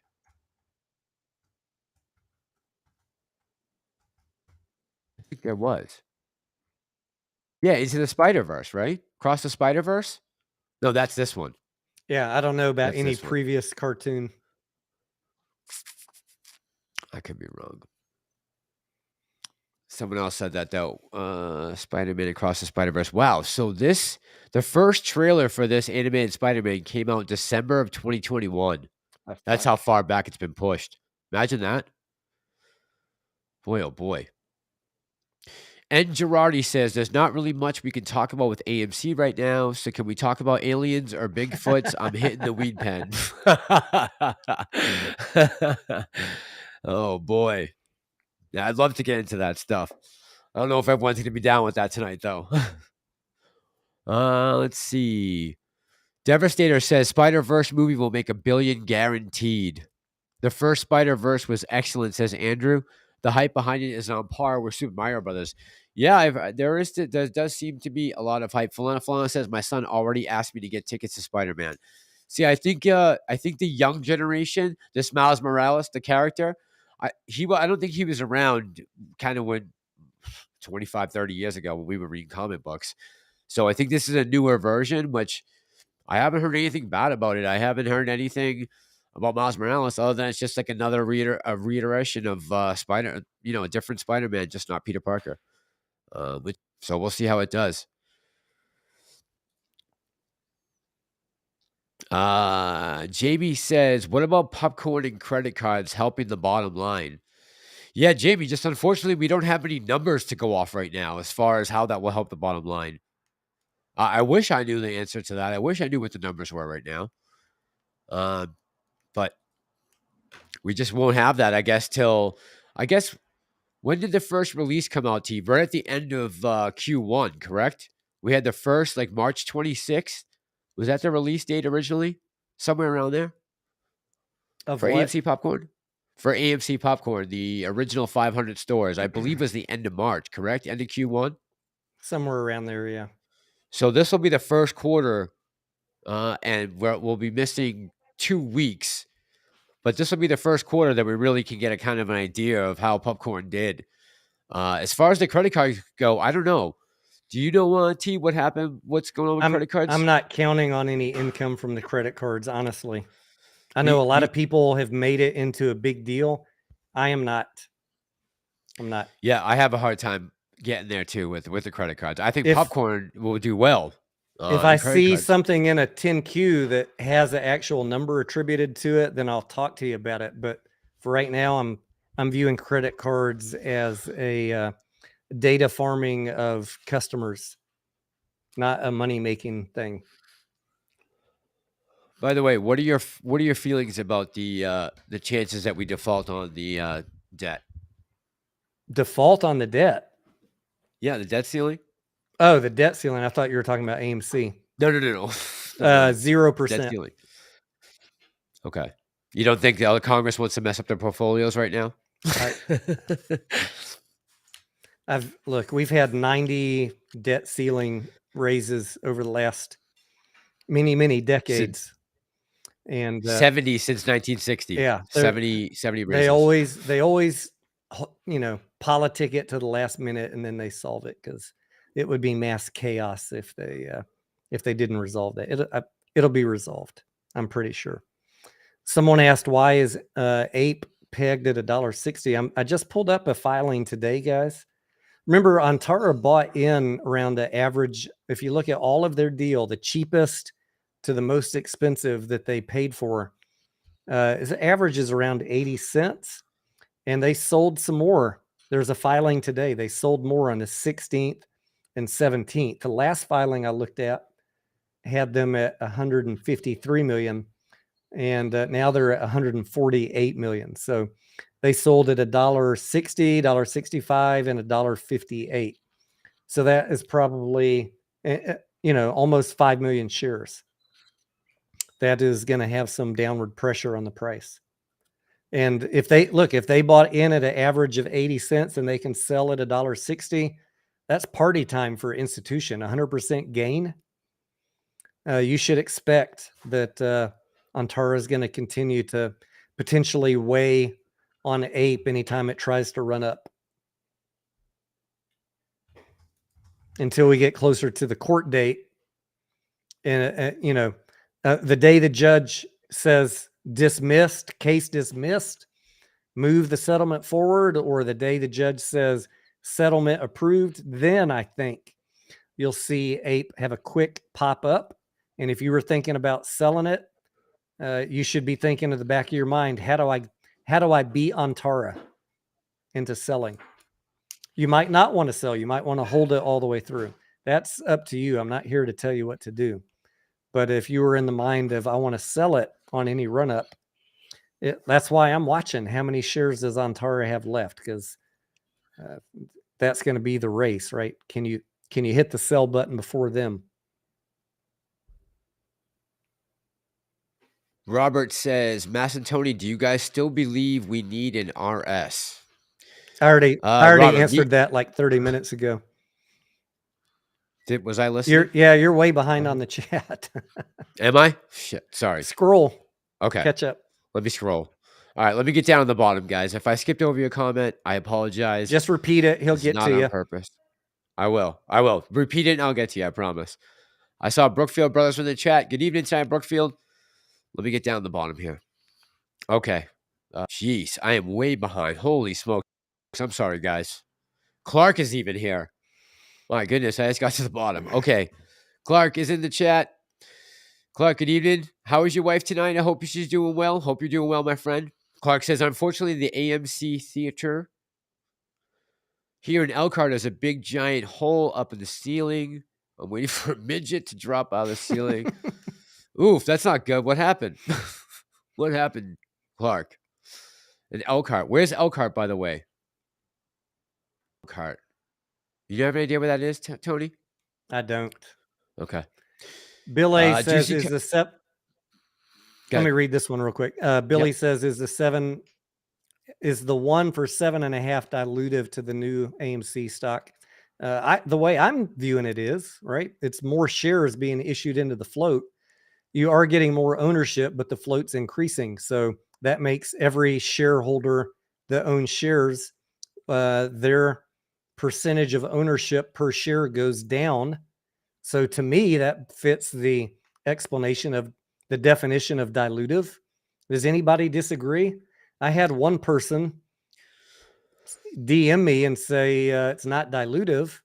It was an unsolicited DM. But by my view of what is the definition of dilution, it seems to be dilutive. I agree.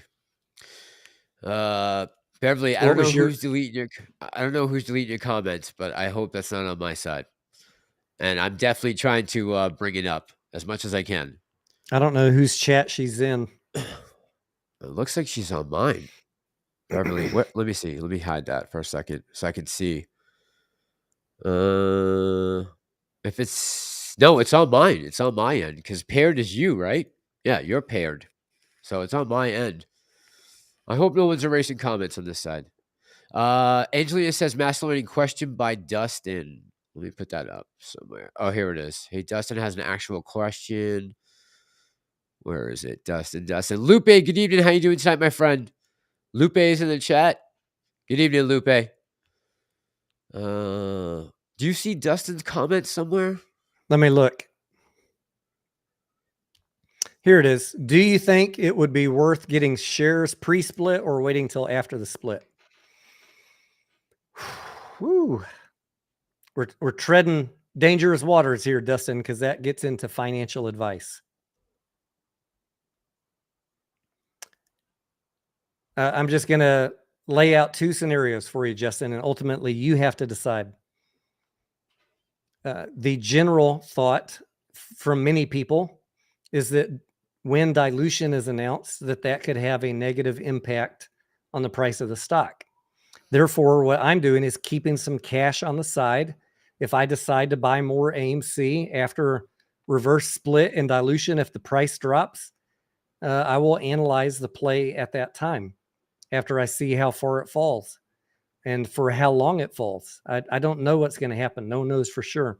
Other people, I hear them on YouTube say that it's going to go up after a reverse split, or maybe go up because of positive Q2. I think that, the price going up, if Q2 is positive, if we have positive earnings, that is a real likelihood. But I think that if the earnings drops and the price goes up, that's when Adam would strategically want to dilute into a run up. So it's a lot of unknowns.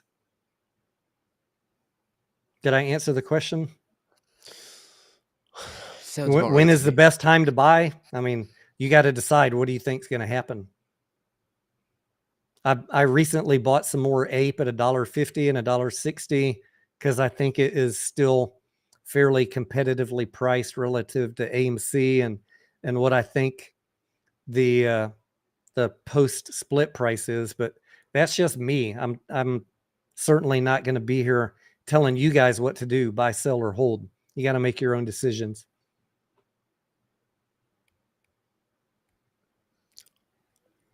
Someone says we're lagging big time. I don't know. I hope that's not on my end. Does it seem like we're lagging, T, on your end? Not that I can see, but... Okay. Oh, I think I found Dustin's question. Dustin says, yeah, I found it. Do you think it would be worth getting shares pre-split or waiting until after the split? Dustin, of APE or AMC? Which which one are we talking about? I guess I'd have to ask. I'm not sure which one you're referring to. Anya says, why is APE stuck at 160? T, I know you said this earlier, T. I kind of feel the same way.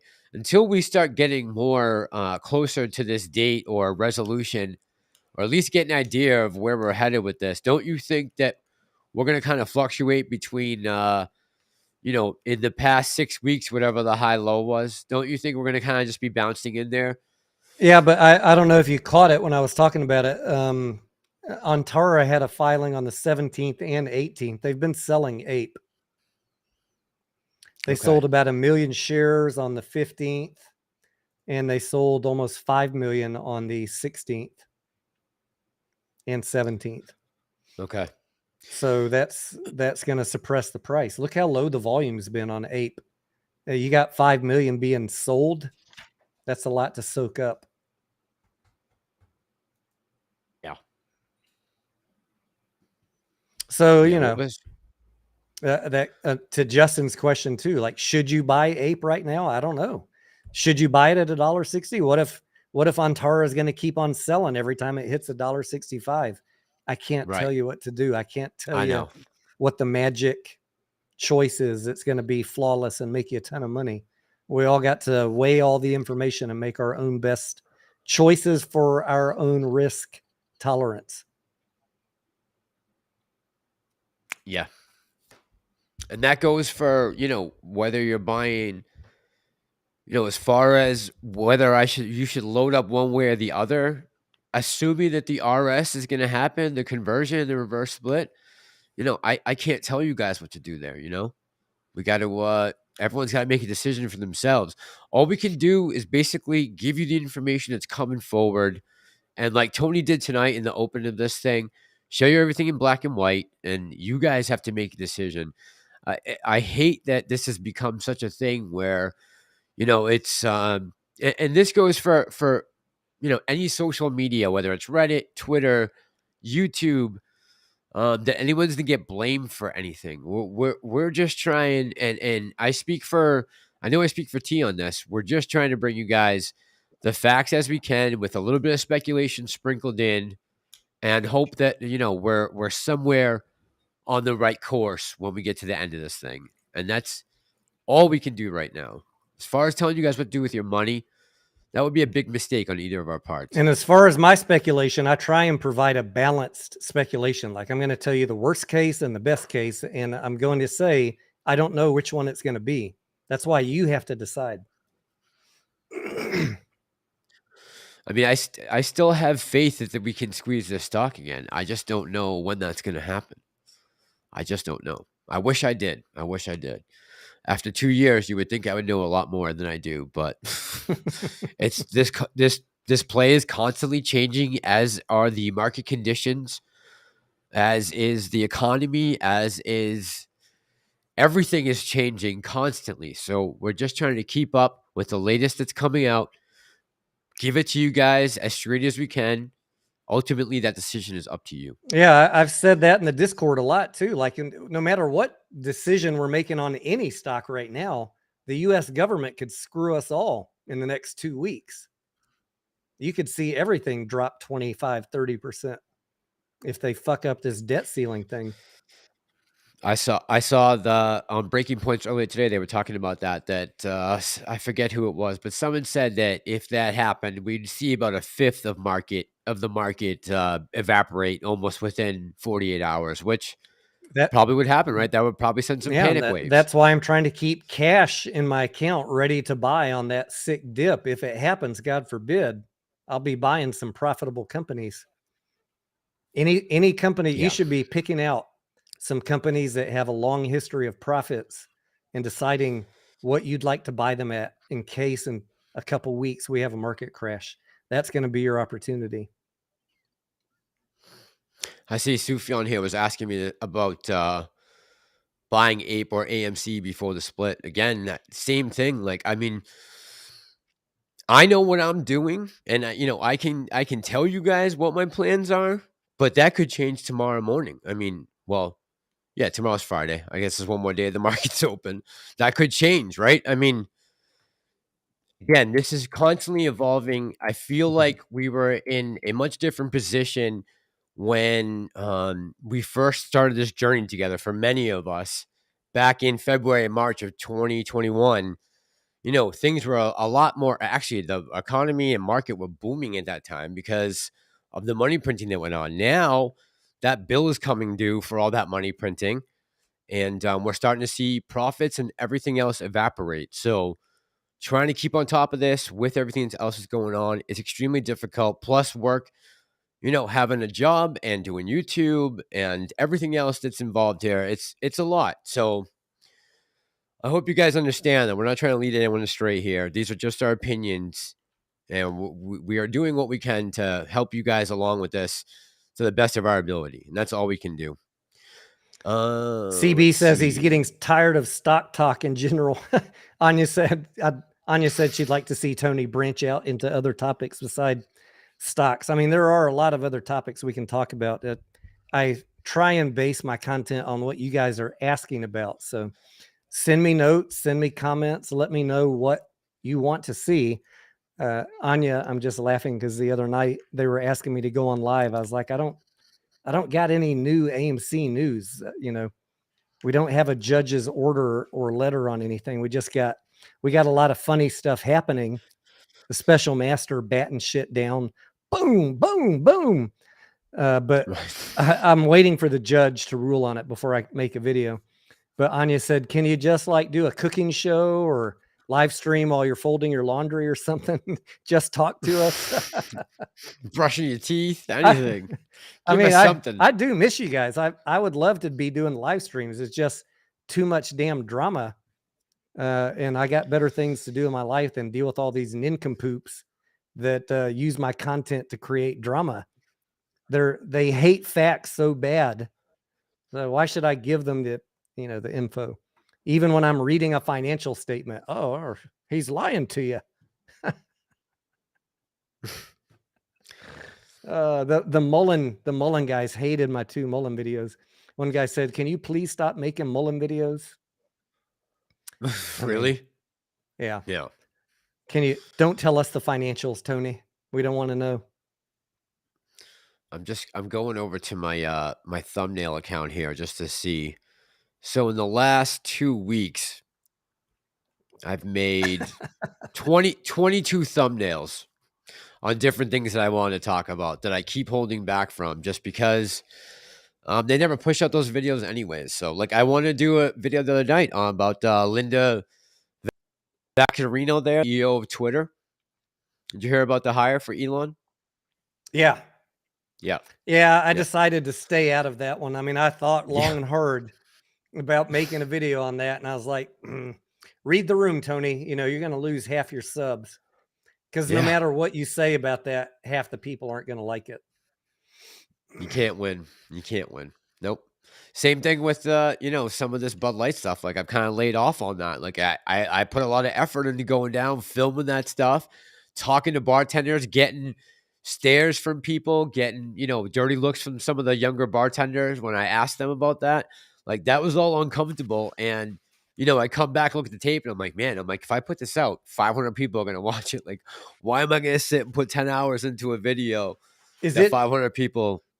Is it true that they're coming out with a bottle now that has camo on it? Digital camo. Yeah. Yeah. They are. I mean, just come out and apologize, guys, for Christ's sakes. How many billions are you going to spend on non-reaching advertising to your clientele that's died? I mean, just come out and say we're sorry, we made a mistake, but they won't do it. They've already lost both sides of the argument. I honestly, Bud Light right now, I think is poison. I don't think anybody in their right mind would be, want to be caught out drinking it right now, at least in this neck of the woods. They did a number on themselves. They've offended both sides of the aisle now, so they're totally screwed, I think, in my opinion. Clark says that AMC theater was in Elkhart, Indiana. And they said they can't afford a roof. AMC can't afford the roof, or the company they're leasing from. Clark, I'm assuming they don't own that property. That's a good point. I wonder how those leases are written. Who's responsible for maintenance and repair of the building if they're leasing it? Yeah, you would think that would fall on the landlord, right? You would think. Yeah, that's a good question. Or maybe they have something stipulation in the paperwork there. If something goes wrong with a theater, where it's something that can affect the whole thing, where it could be based on square footage. Who knows? Could be if they need to install a handicap ramp on the concrete out front. Is Right. that AMC or is that the landlord who owns the property that's got to do it? I don't know. Yeah. Depends on the lease, I guess. Yeah, Clark, that's a good. That's something I didn't even think about. Sam J says, "Are you guys even wondering after all of this nonsense why on earth people are still hoping to squeeze this after all the things the management has done to retail? Because retail's still here, Sam. That's why I still believe in it. And Retail's still here and as long as there's an interest from retail. and short Yeah, interest is still high, and cost to borrow is still high. That's the two still main high. things that I'm looking at. Like I have about a 20% where if it's over 20% short interest, that's meets my criteria for a potential short squeeze candidate, but you got to have a catalyst after that. And you need to have enough awareness to know if you're whatever company you're investing in, if they have convertible debt or warrants, or AMC doesn't have that, but there are many that do. When they start running up, if their balance sheet is fucked up and they have shares available, there's multiple ways you could get diluted: convertible debt, warrants, or share dilution. So whatever play you're in, just always have that in the top of your mind when people are giving you price targets. Those are the first things that I go look at on any play. Do they have convertible debt? Do they have warrants? Do they have a shelf offering to issue new shares? Because you can throw your price targets out the window if any of those exist. You can get a squeeze, but it's not going to go to where people are telling you it's going to go. So when we get to the point, if it's running up, if he's already, filed the paperwork to dilute, I'm going to definitely be keeping that in mind for my sell target. Because they will sell into a run up. Any CEO would. Go back and watch the comedy video I made, the CEO handbook video a couple weeks ago.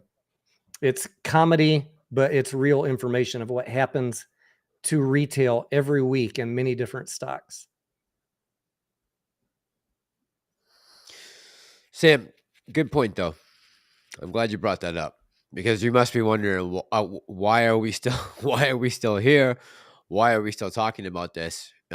If AMC wasn't in my portfolio right now, I might not be talking about it. But as long as I'm continuing to hold it, it's going to be something that's not going to be able to leave my mind. Especially, it's one of my larger positions, right? Dustin says, fair enough. I bought when the price was super high, so I've been getting my average share price down. That's what everyone who bought in that time, I would hope will be doing, Dustin, just like you are, ever since. So I wasn't sure if I should wait until after talking about AMC. Yeah, that's what everyone should have been doing, getting that cost average down, especially if you bought high. Now, some of us, we're buying in February, March, and April of 2021 when we were still under $8, that 801 threshold that we were, looking across. I forget, what was it, 801 and 14 were the two numbers we were really pushing for.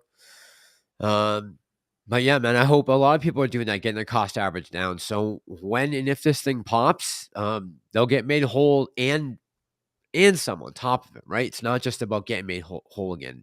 Not, at least not in my eyes. George Pringle said, where's his question? George. Is the story of a new QSIP clickbait? And that's not something I talk about on my channel as a catalyst, George. I have not seen a new QSIP be a catalyst for any sort of squeeze. So not a catalyst according to Tony Denaro. T, so it seems like I'm starting to lag here, and sounds like people are saying I sound like I'm coming from the moon. We just passed the 2-hour mark. I don't know how long you want it to go till, but I'm exhausted. I'm starting to get nasally from working today. Can you tell? We had the exterminators come today, so I was dusting I'll say aisle 47, which is like the cleaning products, and it's also the next aisle over, which is all the seed and all that stuff. So today I was brushing and dusting off everything, so everything would fall down from the shelves to the floor, so it could be cleaned. and all that stuff. Just every time I hit a bag, it puffed up in my face. So I haven't been nasally in a long time, but today they got me good. I can tell I'm starting to get crept up here. I actually took 2 Benadryl last night because I was feeling kind of congested. I haven't checked the allergens out there. Every now and then you'll notice my eyes are real red from allergies. I haven't even worn my contacts in about a year, Mass, because my eyes have been bothering me so much. Is the pollen bad down there? Yeah. But I took 2 Benadryl last night, slept like a baby, you know. There you go. Waking up every 2 hours crying for a bottle of milk. I slept really good last night. I didn't even wake up till like 8:20 this morning. I was like, oh shit. The market's about to open. I was gonna say, that's I got a full 8 hours last night. Okay. Nice. Thank you, Benadryl. Yeah, there you go. Maybe that's what I need tonight. Definitely gonna stop drinking that Red Bull, that's for sure. Definitely gonna stop. You got to be done with that by noon. No caffeine after noon. I know, seriously. I don't know. Does anyone else have any questions? Yeah, guys, if you got a good question that we didn't already answer, go ahead and fire away. Try and get a couple more good ones in here. Davina Varsha says, Mass always sounds like he's got a cold brew. I know. It's bad right now. Davinda Varsha, you got to watch that guy. He keeps on harassing Karen. He does? Karen in the chat? Why? Yeah. Why? Why? I think because they live together. Oh, okay. That would make sense. That would make sense. Oh boy. Yeah, T. All right. I'm gonna put in. Karen says yes, he does. I'm gonna say hey to my mods right now. I saw the Prometheus was in the chat tonight. Of course, Pam the Trader was here. No Doobie Wad, no Coke. Who else did I have? Did you have any mods here? Oh, you had Anya tonight, right, T? Anya and Karen, yeah. Thank you, guys. Yeah, Anya and Karen. I'm always looking for more mods, so let me know if you guys are interested. Pam says, I missed Fax S movie tonight and forgot to cancel my ticket. We'll go another day. How'd you miss the movie, Pam? What happened? It's crazy. I got a couple good questions from the chat. Tiger says, do I think the board will buy shares anytime soon? Absolutely not, Tiger. Adam Aaron, we have him on quote saying he prefers the board not own shares due to insider trading. And number 2, they're all bonused with shares, so there's no reason for them to buy. The other question is, why does AMC barcode? Beverly says there's no catalyst for it to move up. Beverly, the market's very uncertain right now. And we have a lot of legal uncertainty in this play till the end of June. So there's just no reason for it to run. It ran up into the earnings as we expected, and then it came back down as I expected. Like I said at the beginning, I told my Discord that I expected it to be below $5 by Wednesday, and we were below 5 by Tuesday. So it's doing just exactly what I thought it would. You get that run up, you get the earnings, and then you get to come back down. They're just they're using FOMO people for Ants Trades tells you it's going to $20. You FOMO in. They're just using you for liquidity. You got to be smarter than that. Rivok 489 says, just stopped in to say hello and good night. Thank you all for the constant updates and holding strong. Wedgies for hedgies, the atomic ones. Rivok, have a good night. Anya, I hear you, girl. I understand the politics can be very divisive, so I understand. I still love you anyways, no matter what. They're going on a double date with Mass soon. All right, T. So, what do you think? This weekend we'll try to do Saturday night. We'll try to get the Boston beers going. Yeah, just either hang out with me for a minute after we finish the live and we can talk. Did you buy some beers, you said? Yeah, they're at my buddy's ex-wife's house though. All right. That's where the packy was. If you remember what you bought, tell me after this live's done. If not, just shoot me a text. Okay. Yeah, I'll talk to you when we get off. Yeah. All right, guys. I just want to say thank you again to the mods, everyone who donated tonight. Thank you guys for keeping us afloat and keeping these bills paid for. I really appreciate the help. I know T does too. T, you want to say hey to some people? Yeah, I appreciate everybody who tuned in tonight, whether you're a sub or a member of the channel. If you got that badge or your name is colored there in the chat, thank you for those that are supporting the channel. Just a reminder, if you are a member of the channel and you're not taking advantage of the Discord, it is free to you. And if I'm not live, or not making a video, I always have the Discord up from the minute I wake up till I go to sleep. So that is where you will find me. And you can ask questions about whatever you want. And I certainly talk about more in the Discord, politics, whatever, than I do on YouTube because of censorship and demonetization and all that other stuff. So if you're a member of the channel and you're not taking advantage of the Discord, you should do it. Get on there. Doesn't cost you anything. And before we go, I just want to say, Angelina, I hope everything goes well with your surgery. And, you'll be in our thoughts tonight for sure.